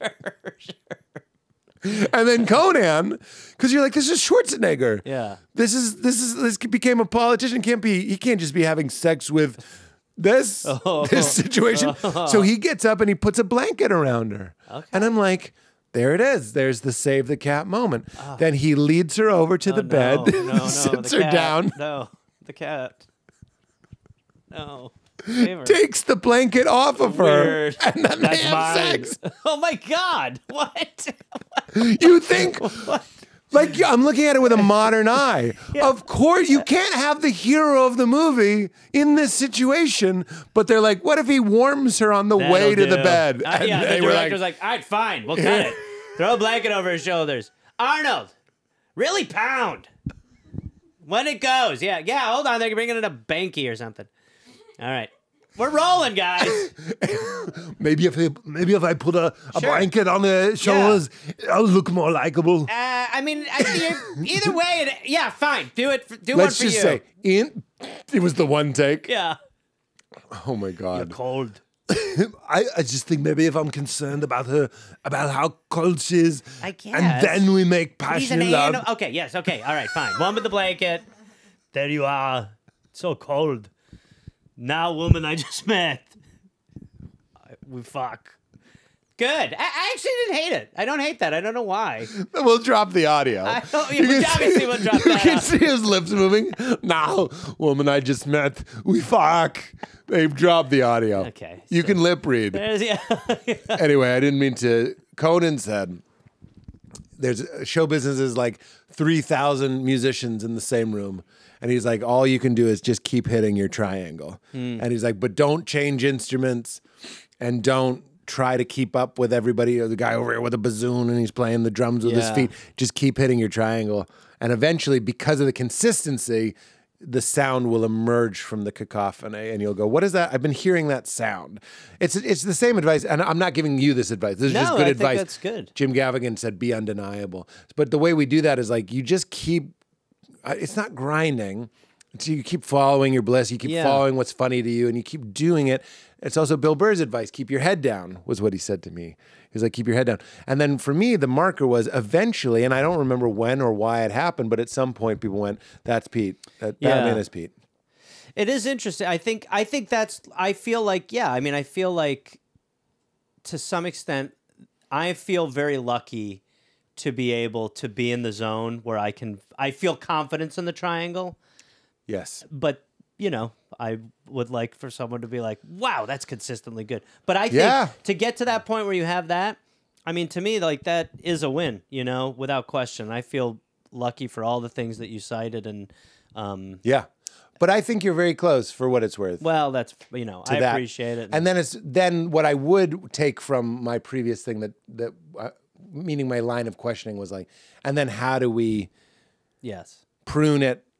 What it is a cake on top of a cake. It's an incredible cake that you get to be a comedian. Yeah. And then a lot of people, I don't think build the second cake, which is like, how do I have this cake be just a part of my life? And there'll be Yeah. a second cake, which is living and enjoying a balanced life. And that's true for any pursuit and any hobby or passion. When you throw so much at a thing for so long, then and I think to your point earlier too, when you're surrounded by everyone else kind of competing at that thing, Yeah. it does become hard. But I definitely am like, one more and then I want to go to Cuba. Yeah. But you're right. It'll probably end up being a lesser version. But I think the version I have now is totally insane to some extent. Double the money for half the shows? Well, I mean, that's what I want. But right now it's, double the shows for half the money in my plan. So like to get there, I do go, well, yeah, there is a real grind to what I'm doing now. But Yeah. I do think when I get to that point, I'll be like, okay.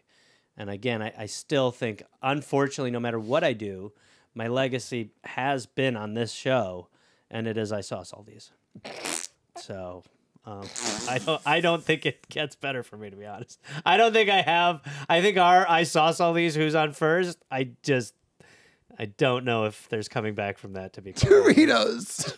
Doritos. I sauce all these. I sauce all I these. think it's over. I think that's what the shirt says. I think that's Doritos, right. I sauce all these, I sauce- and it's you Jay do Leno. I was gonna say, I think you want him like either in a chef hat or something like that on the bag or something. We're gonna make it. Yeah, I think We're I think definitely we have making to. it.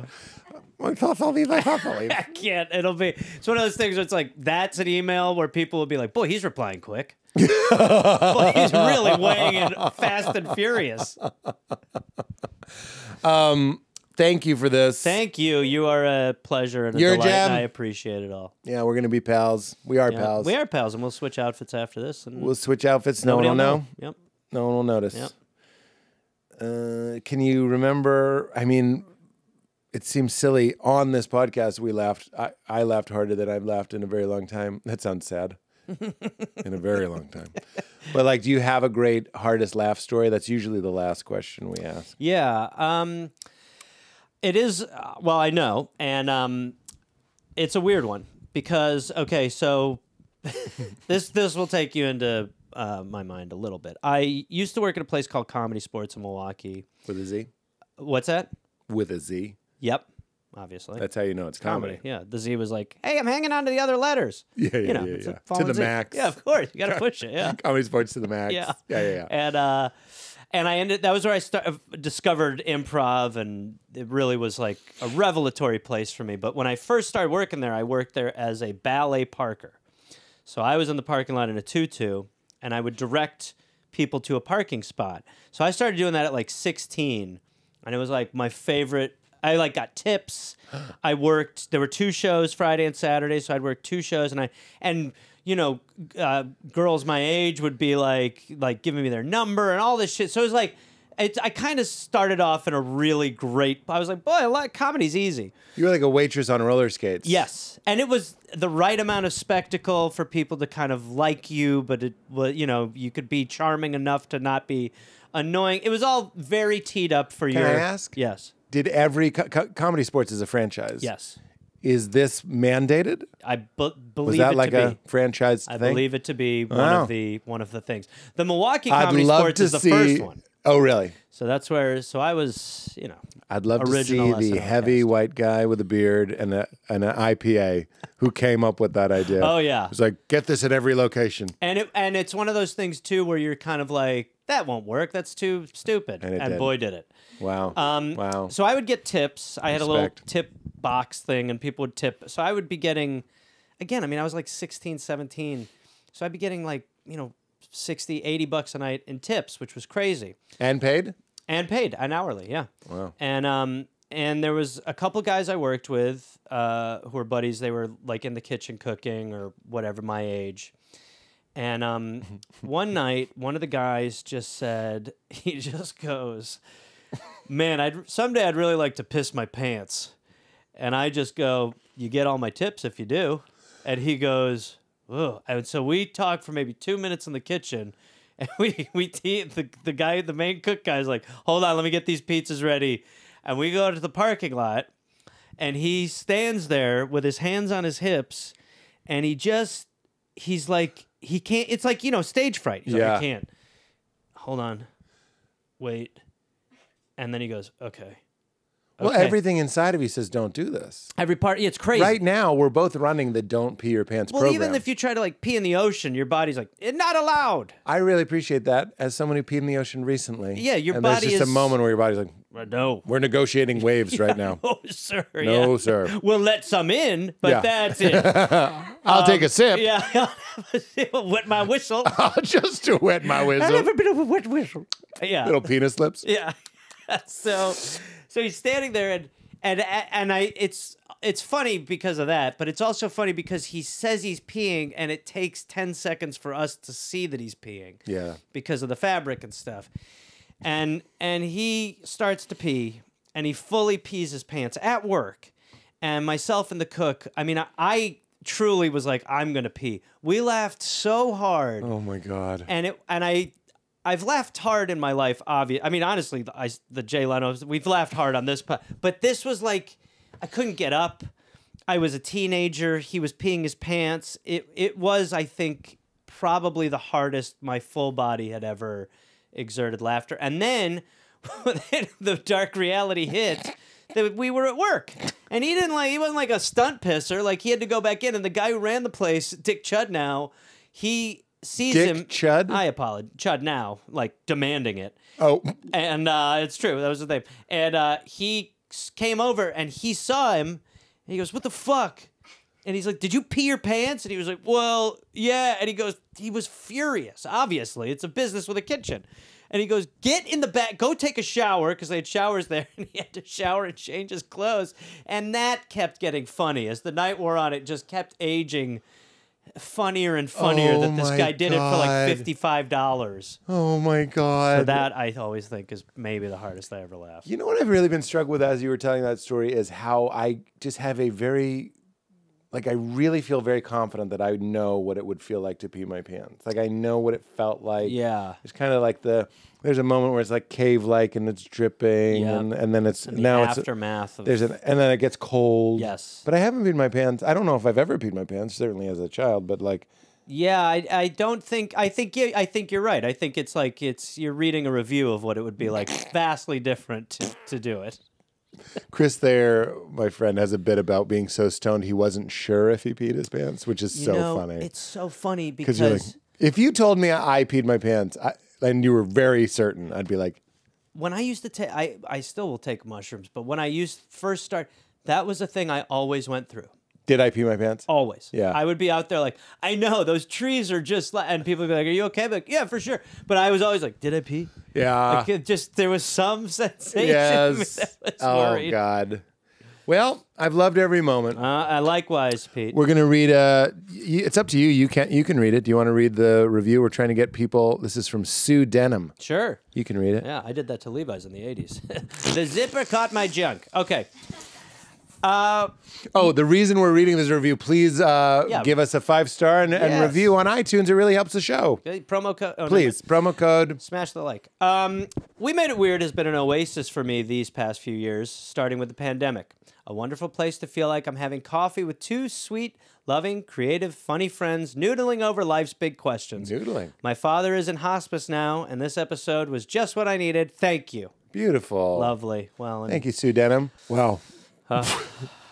Thank you. Thank you. When you say keep it crispy, it's how we sign off. The guest right. says keep it crispy. Here we go. Ready?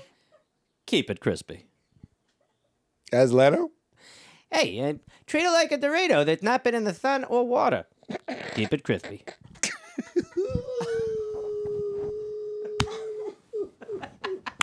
When I'm in hospice, please call me and go, I thought I'll leave. And, We have a new heart rate. His heart's back. He's here. You made it weird. You made it weird.